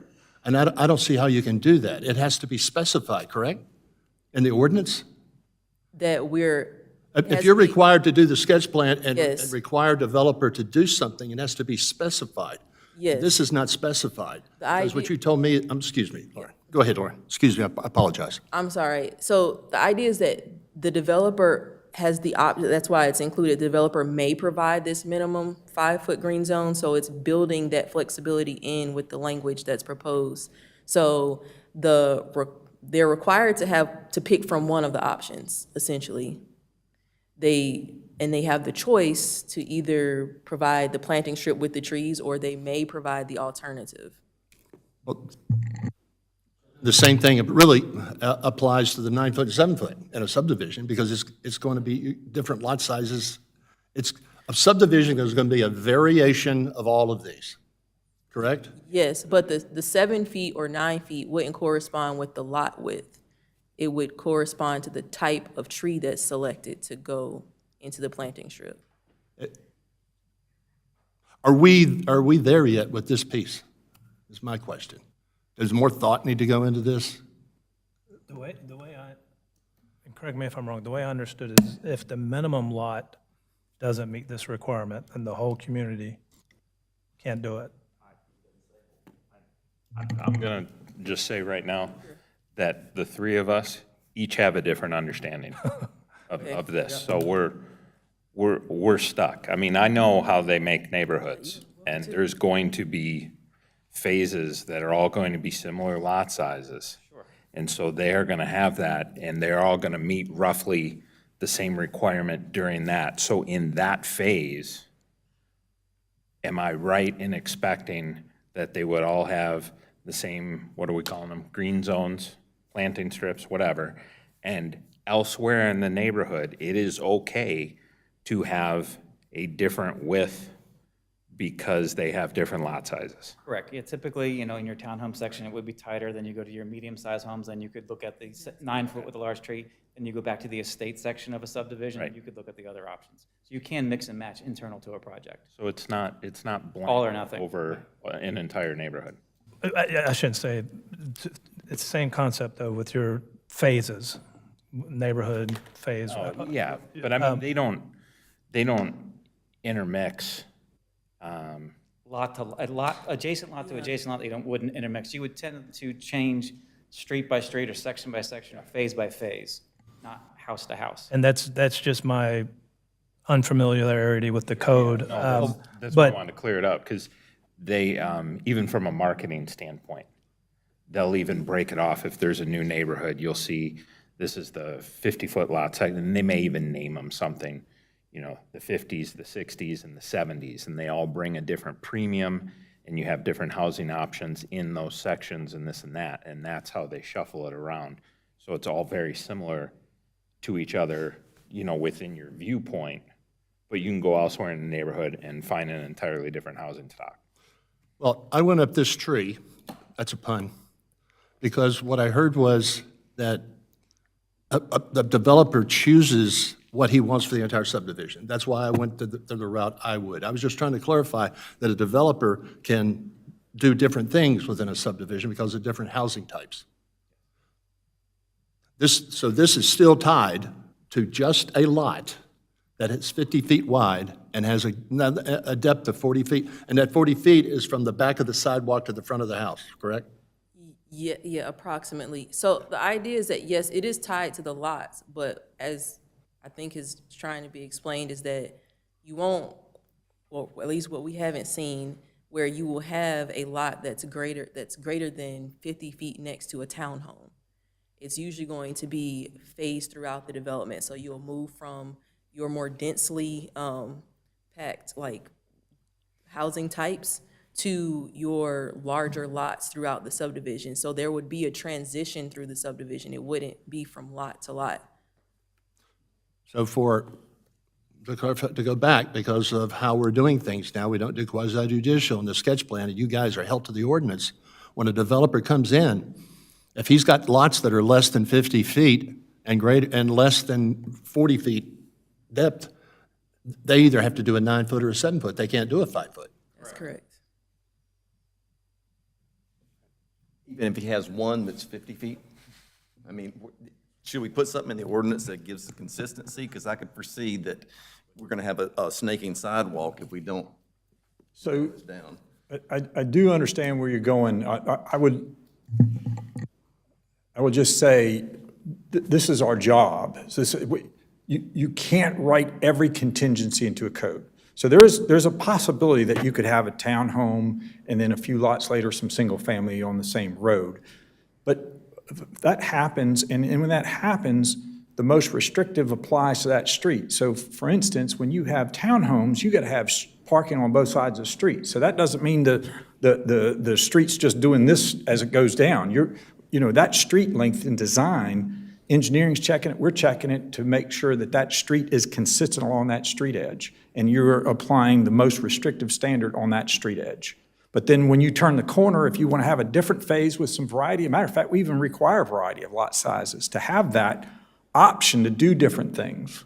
That's just part of the design that we, as a staff, collectively work on and with the engineers and their developer. So, Jack, is it your opinion before you walk away and the rest of staff? Because the concern is there an angle that we're not seeing? Is there a back door? Is there whatever? And we often look for these in other things because we don't want the town getting burned down the road. Right. Staff's comfortable, you're not seeing the angle, you can apply the latitudes you need to, the flexibility, still be in spirit, that type of thing? That is correct. Lauren and staff and Brian have worked long and hard and looked, and engineering's looked at it. I mean, everybody's looked at it different ways. And like anything, once you apply it, you need to go back and see how it works, right? So that's always, it's an iterative process when you do a text change. Now, bear in mind, the last time we made the change was 2003 to go from 5 to 7 feet. I'm not sure that Lauren hit on this, but also in 2022, we updated our acceptable street tree plantings to require the trees with the deep roots and don't put these things with shallow roots that are going to create problems. So there's other tweaks that are being done, from 2003 to now, but that's just an example. So yes, we feel comfortable that we've got it, but like every ordinance you put it in, and in these cases, it sometimes takes decades to just see how it works out. But we feel very comfortable having scanned the whole state and many other codes from across the country of, this is a standard that makes sense in having that variety. Gotcha, thank you. Frank, Greg, Yeah, on that topic? On the- That particular topic you I got? have or- one on that topic. Specific topic. Go ahead. I don't want to not, yeah. I want to make sure Well, you're good, that's all. I just wonder, I hate sending things back and then or suggesting sending things back. But if average was added to the verbiage, would that? I think it would make it more confusing, more challenging to implement. Yeah, we prefer Okay. just to keep the ordinance, the language that we have. Okay. Same time. To alleviate the concern we're going down, which I understand staff is like, that's just simply not going to happen because we have approval, is it worth it to add additional language somewhere in the ordinance that says that it has to be consistent for block lengths? That you guys don't get put in a situation where somebody does come in that says, hey, I want to do this, and it, for whatever reason, does it make sense to say that there must be consistency on block lengths or whatever your terminology? Just throwing that out there. Think about it. You don't have to respond. I hear what you're saying. You don't anticipate anything, but what if it does come up? Oh, that would definitely something we would take into consideration, would want to ponder. Again, just think about it. I got one on the same topic. Yeah, I got a question on the same topic. So in the minutes for the HOAB, and Frankie made the motion, you suggested deleting this item. For lots greater than 50 feet in width and front, okay. Do you recall that conversation and why that was suggested? I read the motion, I don't remember it being the 5 width. I don't remember that piece, I'd have to read it. I will tell you this is probably something more, but just for background, I know Lauren's been working on this probably since January, February, because we saw it first in March at the, and we had this same, we got into a different area, but we got into barbed wire on that one too, and so it came back in April. And that's when we made this motion. And everything that we asked for the change, planning department made the change, and it is included in here. So I'm happy with the overall. It's just that one note was an addition that may have been in the first piece that I missed when I reread. But I'll save my discussion of that for discussion. Can I, this might not be appropriate to jump in, but I thought I heard you ask the question, why did they suggest deleting the, on the proposal number 3, the option if your lot's 50? Yeah, please. Correct me if I'm wrong, Frank, my recollection is the Ordinances Advisory Board was adverse to requiring more yard trees, particularly when you think of how tight the setbacks are already. So when you put that additional yard, that street tree into the yard, now you're adding a more burden to that property owner. And that was my recollection, Frank. Yeah, well, and to be clear on it, that's why I put in there, change 20 to 25 feet. We weren't talking about 40 feet. We were talking about with 20 to 25 feet. So 40 feet is a different animal from what we discussed in HOAB. So it is, Who that owns is the different. tree then, and who polices it, and all that kind of stuff, I think was part of the conversation too. Okay. New question? New question? I'll take one. I guess back to Mr. Trott then. So of all the repair that you're doing on sidewalks, is it in 5-foot buffers or 7? Yeah, I'd have to ask Kevin with Public Works. Engineering sees this in the plan review part. That's what we're seeing it. As far as the repair cost, I'd have to get some clarification from Kevin. I'm just guessing since the 5's the oldest, and maybe a wrong set of trees was approved for the 5, that's probably what's driving all the work, and then maybe we are fixing this by making things wider. It could be. If those were approved longer ago, those trees would be more mature. So if those were the first ones that were done with street trees, those would probably be the ones that were most mature. And making a change to the ordinance is looking forward. I think it was mentioned before, but it's looking forward. So if you make it, if a change is made, you got to think about how long it takes before something that gets approved is built. And then once it's built, then how long is it, how many years down the road before trees start to mature in there? So it may take something that gets approved now several years before you even see the first things built. So there's going to be some time lag, with any kind of change, in the ordinance. It's looking forward. We don't look back and go, okay, well, all this stuff was built, back 15 years ago. Okay, we're going to go literally wholesale and make a change. That's not what occurs. It's looking forward. So as Jack said, this is iterative, but you're looking forward from now and seeing, what can we change? To me, what are you doing to change the trend? The trend, the trend we're seeing is an increase. I guess it was moving the trees out of the planting strip and back into the yards. I mean, some of those examples were looking backward, looking at when setbacks used to be 40 feet and things like that, which we're not going to see anymore. We're talking about what we have left to build here in Huntersville, and those setbacks are in the 20s and 30s. So it's kind of where we are, that the trees are going to have to be between the road and the sidewalk, because that's all we have left. Yeah, to me, where setbacks are, where right-of-way lines are, those are relative topics, but it's not, okay, we can. Yeah, they are. That's topics for another day, but that seems to be where we are. That's the model of I don't know, that's putting up now. I'll throw out, I don't know, I'm not an ordinance expert, but I don't know that's where you have to be. I don't know that's where you want to be. But to me, it's related. It's related, but It's, you can change one and not change another, or you can change them both. It depends on what you're trying to achieve. I'll say that the cost is just one thing we're looking at, and we're seeing the cost trend. And one of the challenges we're seeing with that cost trend is costs are going up. Dollars allocated towards that have been nothing. It's been taking existing funds that we have for street maintenance and using that to repair. So as those costs go up, it's depleting the savings account the town has to pay for those things. So if it's, you know, if the answer is, now we just want to keep going with what we're doing, okay, well, then we're going to need a lot more maintenance dollars to take care of what we have, and so far that those additional dollars haven't been allocated towards that. okay. Thank you. You got a question? I don't. All right. I've got a couple. Go ahead. Greg's fault. He brought that up and just drug me with him. Chastise him. I'll ask worse questions. Hey, can you put up the proposed text amendment, please, Lauren?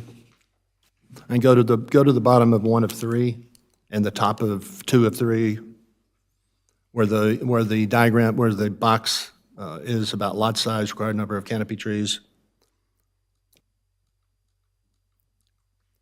Yeah, right there. That, to be clear, that is in the ordinance right now. This text amendment does not change that. What happens is with that note number 1 about the 5-foot 5-foot green space, is that then, based on that decision-making, then each one of these boxes and lot sizes can be increased by 1 tree in the front yard. Correct? All right. That's just for information, but, and I'll come back to that in discussion probably, but go to the bottom of 2 of 3. This one? Section 3? Yes, generally street trees will be planted. Yeah, there's a term in there, field adjusted. Who has the authority to field adjust? Any of our inspectors. It's not the developer, it's the planning department. No, we have a zoning inspector, and there are also inspectors in the field for the Public Works Department. Okay, well, the town inspector has the ability to field The adjust. example pictures you showed, that were shown earlier, had a tree on top of a storm inlet right next to a streetlight. Right, Somebody should have told the developer, move. or get a chainsaw. I will say this, we have not taken those streets over. We still have the opportunity to work with the developer to say, relocate that street light, relocate that street tree. All right, just, As a matter of fact, I met earlier this week with Kevin Garten of the Public Works Department, and that is our game plan moving forward. Before we accept those trees, to get out there, walk them, and have the developer adjust those things in the field. for my own edification, I just wanted to clear up who had the authority to field adjust. That's fine. That's all the questions I have, thank you.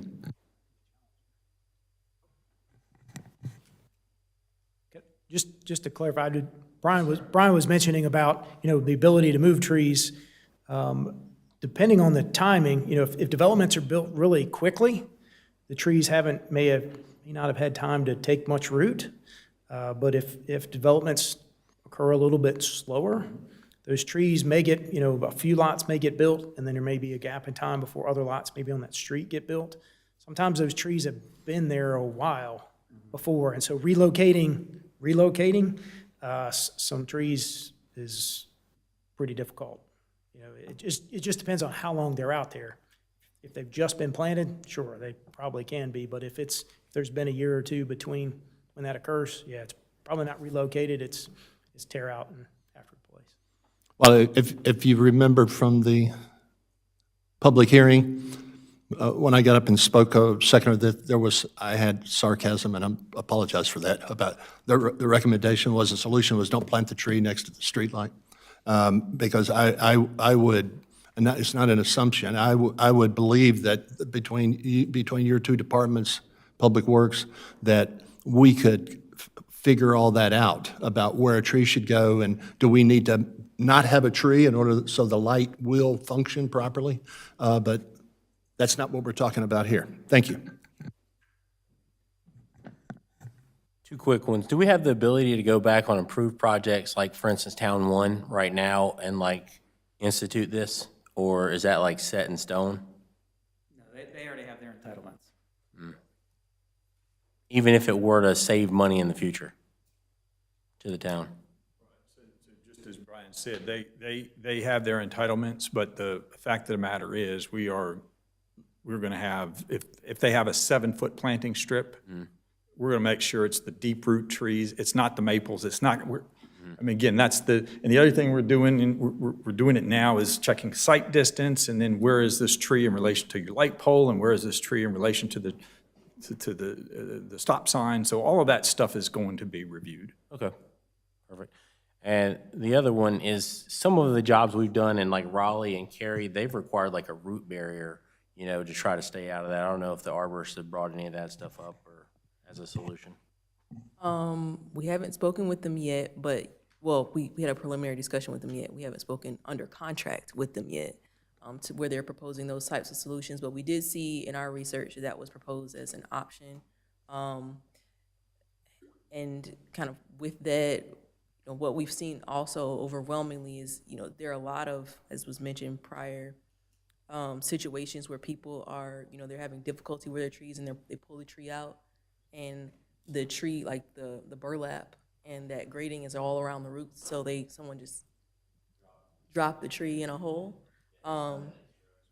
So we're welcome to kind of exploring those different options that would kind of maybe like prevent the trees from causing damage to the sidewalks. I mean, the roots, they have to go somewhere. So it's really gonna have to be a combination of efforts to figure out the best solution to prevent and reduce that damage. And one other thing along that same lines, in the research on this, we saw from the University of Florida, they did an analysis, and what they found was that if you put gravel underneath the sidewalk, the roots don't go up through the sidewalk, they work their way out. So in other words, you know, your point is there other alternatives that are out there? And the answer is there are, and we are looking at those other alternatives. In addition to? Oh, yes, absolutely, yes, right. Leave nothing left to chance. Chris, for those of us on this end, you want to tell us what a root barrier actually is? Oh, yeah, it's like a membrane that it runs like perpendicular or to the sidewalk, right? So your sidewalk's here, the root membrane's here, and you plant your tree here, and it forces those roots to kind of go down and away instead of laterally under and then buckling the sidewalk up. Gotcha. That's your lesson for today. What is a membrane made of? Oh, boy. Don't worry about it. Move on. I was just curious. No, never mind. Thank you. I'm trying to learn. Yeah, I'm sorry. I've got a mulligan here. And I'm going back to that 5-foot strip and the 40, 50, but not the discussion we were having. So let's say we approve, and we say you can do that. What's the zone where you can plant those trees? How far away from the sidewalk do you need to plant so you don't have the same damage on the other side? And how far away from the house do you need to take so you don't damage the house? If you're looking for a distance to guarantee, then, you know, it's however big the tree gets. You know, your drip line typically is how far your roots go. So if you want to guarantee that you're not going to have any issues, it's going to be pretty far. Right now, if the planting strip is 7 feet, then you plant it right in the middle, you've got 3.5 feet. We threw out 6 feet. You know, it'd be at least 6 feet. Again, we're getting further away. We're trying to reduce that. Is that going to guarantee there's not going to be any? No.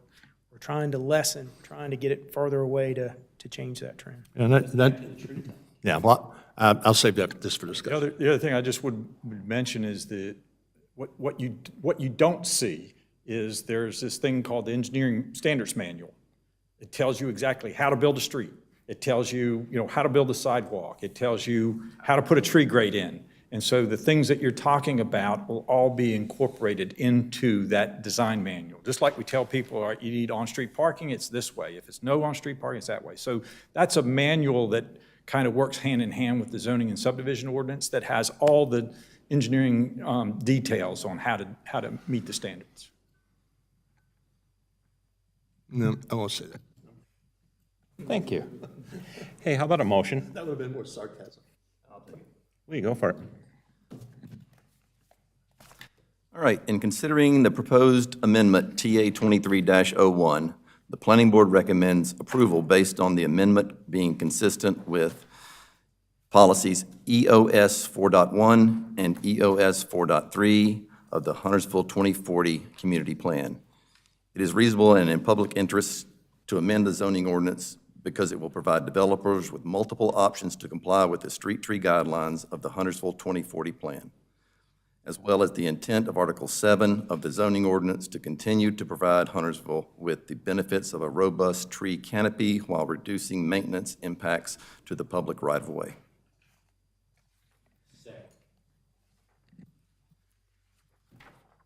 All right, we got a motion, we got a second. Dare I say, let's have a little more discussion on this, perhaps? Anybody have anything to add? Lee, this is your first motion. Thank you for jumping in. Yeah, sure. Yeah, I think this is a good thing. I think we got the right mix. We're making sure we're at 7 feet and we're getting the right mix of trees according to the tree inventory that we're going to look at. So I think this is a good thing for us. It keeps our tree canopy and it tries to mitigate some of the maintenance cost.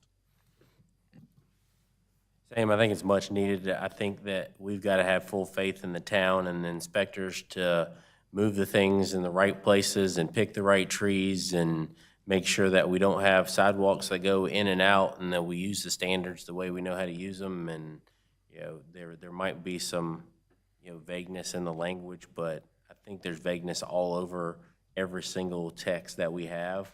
But that's the reason that they have their jobs and they do it well.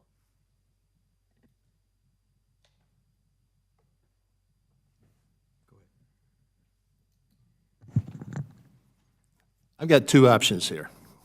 I've talked about this for several months, had input that was accepted at Ordinance Advisory Board. I like the proposed text.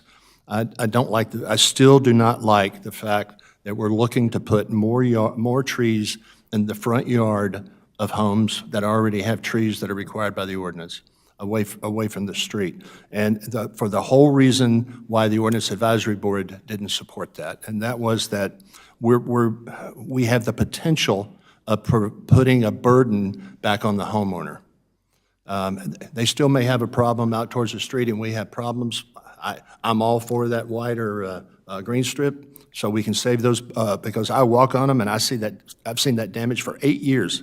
And I've gone through the budgets and I've looked how much money we're spending, and Stephen's right. We're spending $500,600,000 this past year? Am I close? Yeah, so we got to find some way to solve that problem. But even with that, I have a problem with putting the burden back towards the homeowner, because there is the potential that we discussed at Ordinance Advisory Board.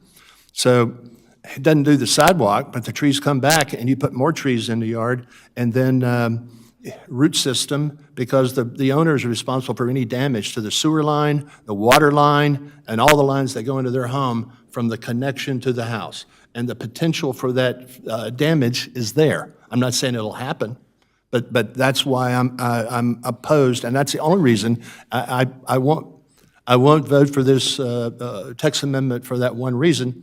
I'm not saying stop this motion. I'm not making a substitute motion. I'm not making an amendment to remove it. I'm saying this so that I want this, Tracy, stated in the minutes so the board can consider that when they make their decision. I've talked about it for 3 or 4 months.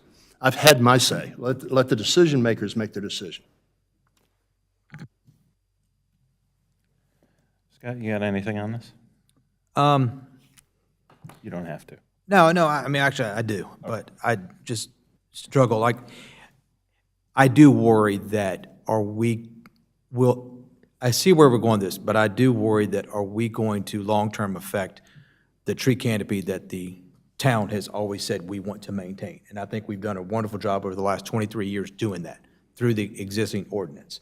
So there is some concern that, I guess the biggest question is, excuse the pun, what's the root issue of why we're even doing this? Is it because of the $500,000? Now, Stephen, I know you listed a number of other things, but at the end of the day, is it truly because of $500,000? Is that probably why we're here? So that was part of why the Board of Commissioners tasked us to work on this text amendment, yes. So I think the question that the board and all of us need to answer for ourselves is, that is a tremendous amount of money. But if we thought that this was going to long-term affect the tree canopy that we all enjoy, is it worth it to save that money? Again, it's just a question. I'll support it, but I think that's what we need to get comfortable with. I guess my question would be, and nobody in here can probably answer, is what is the peak, right? Because the peak is not $500,000. I mean, we've been planting trees now for the last 20 years irresponsibly. So where's the peak? And if we continue to do it, I mean, that's even higher. And then are we actually hurting it? By accepting this today, are we hurting the canopy?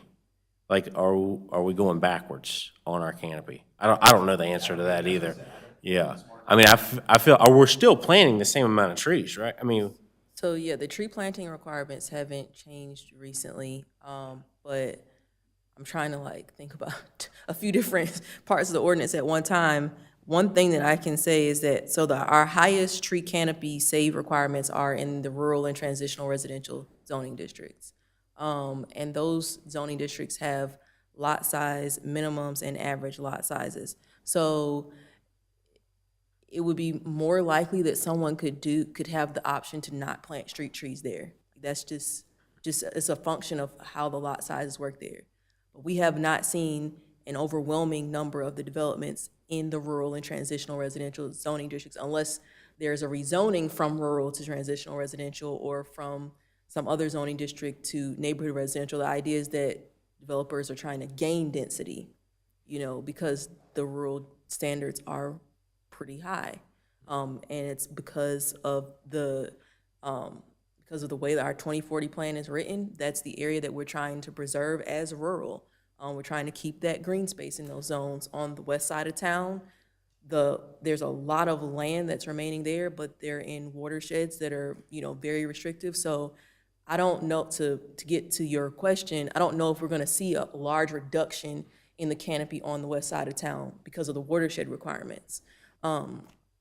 So unless you're rezoning to increase the density, you're rezoning from some like R or TR to NR or some other combination of zoning districts where your threshold for tree save is lower, I'm not sure that that's the only circumstance that I can think of where you would see canopy, like a significant canopy loss.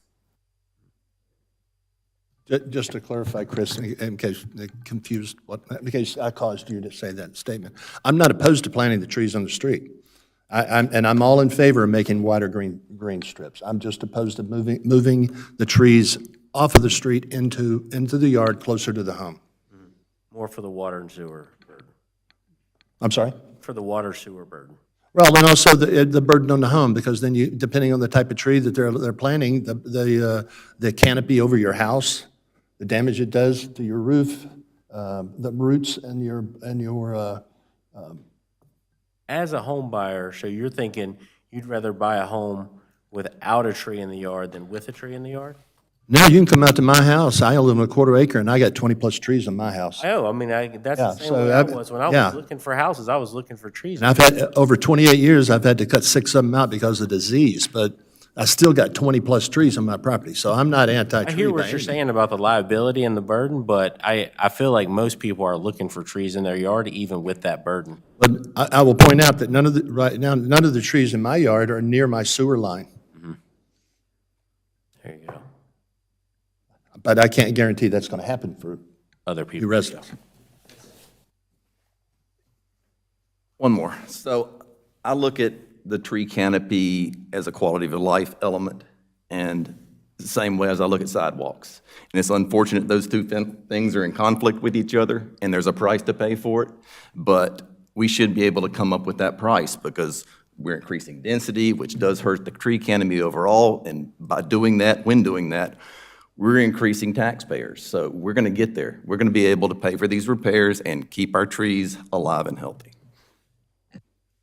Mr. Trott, you had something to add? I guess a clarification on Frank's question, the sewer or water lines, whether you got street trees or yard trees, if there's a tree between your house and street, or it's planning strip or not, you're going to have to cross those same lines. So is the concern, if the water or sewer's in the right-of-way, then somebody else pays for it versus outside the right-of-way, the homeowner pays for it? I didn't know if that was, is that?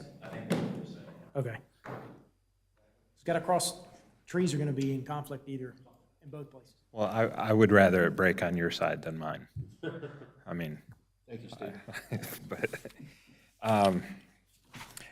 as for me, I would say this, a couple just random thoughts here, going through both presentations, plenty of pictures and examples were shown to make the case of both sides. I would say even within the pictures in each presentation, there was some inconsistencies in still showing problematic homes and scenarios.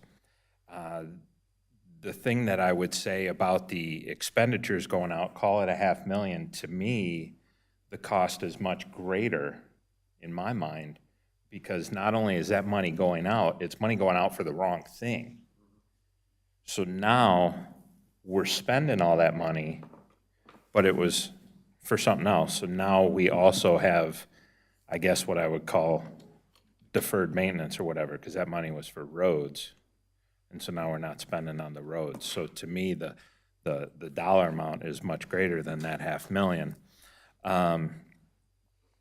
Another thing that I would look at is, honestly, I don't know that 40 foot as far as the depth. We're looking for at least 50 with a build to of at least 40. I would say Lauren is right that that's super rare that exists. I don't think 40 is far enough back relative to if you're going to add another tree in there. We also have, I mean, there's an issue of enforcement. So some of these things are individual homeowners are not following the codes, the ordinances for how they're supposed to maintain things. And we already have something in place for that.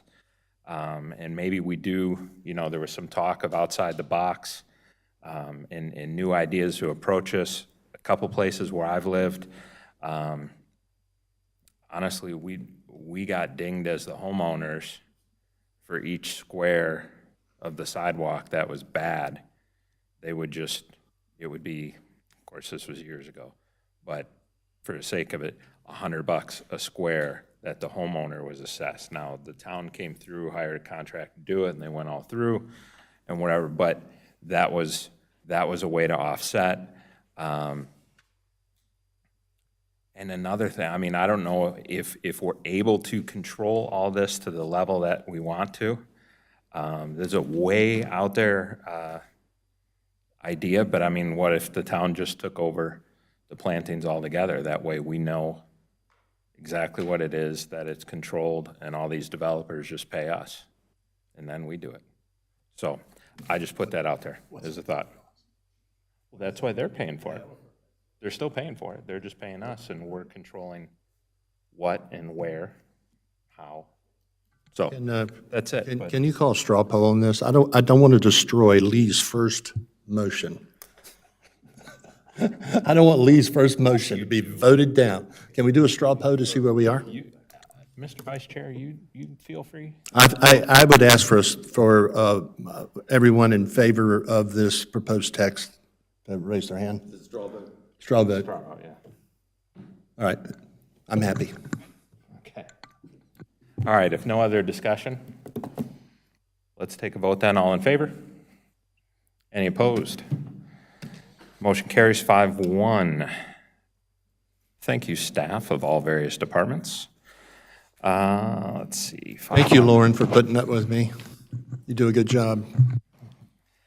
All right, other business. We have to consider the appointments of the chair and vice chair positions for this year. So we are up for it. So that's what's next. That's a fair point, too. We're going to do that down 3 members. I don't, Just want that on the record for the other 3 members. Jacob, Can I'll say right now that I apologize for not thinking this ahead of time, because I knew for a few days that we were going to be down 3. Is there something that allows us, do we have the latitude to wait until people get back? So the rules of procedure do say that in the meeting in July, that the planning board would elect a chairman and vice chairman. So it does say that it would be this meeting in July. If you wanted to make a motion to push it to next meeting, I think that could be an option. So. I don't want the legal gods to strike down upon me, but we obviously are not normally down this number of people. It's rare we're even down 1. He just wants to stay in power another month. Yeah, I mean, that's the real story. You won't have a quorum. Yeah, we would. I'm just leaving. No, we would. You would still? 5. I think we move forward. I mean, just knowing the other 3, I don't think that any of them really want the nomination. Chris, run it up the flagpole then. My question is, do any of them want to be the chair or vice chair? I don't think so. Well, we can nominate them.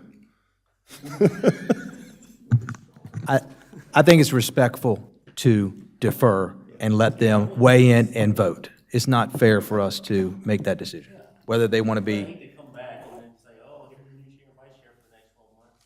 Absolutely, it's not. Nope. I'd like to make a motion to postpone the appointment of chair and vice chair for the planning board for the next 12 months, 23, 24 year to August. Second. Meeting. Whose date is? Oof. It's August 22nd, I believe. Let me double check. And everybody be I here. have it as the 22nd. August 22nd, be here. Just one note I may make for the next meeting, it would probably be a good idea to elect a temporary chair for that one specific meeting. And that, To run that meeting. like at the very start, yes, and then do the election. And I make a motion Something to keep in for Jeff mind. Snye as the interim, excuse me? Point of order, we have to, there's a motion on the table. So we got to deal with that. So we have a motion, we have a second. If there's no other discussion, let's vote on that. All those in favor of deferring to the August 22nd meeting? I see none opposed, that carries. Frank? And I would suggest doing the temporary chair at the start of next meeting, if you were going to do it now.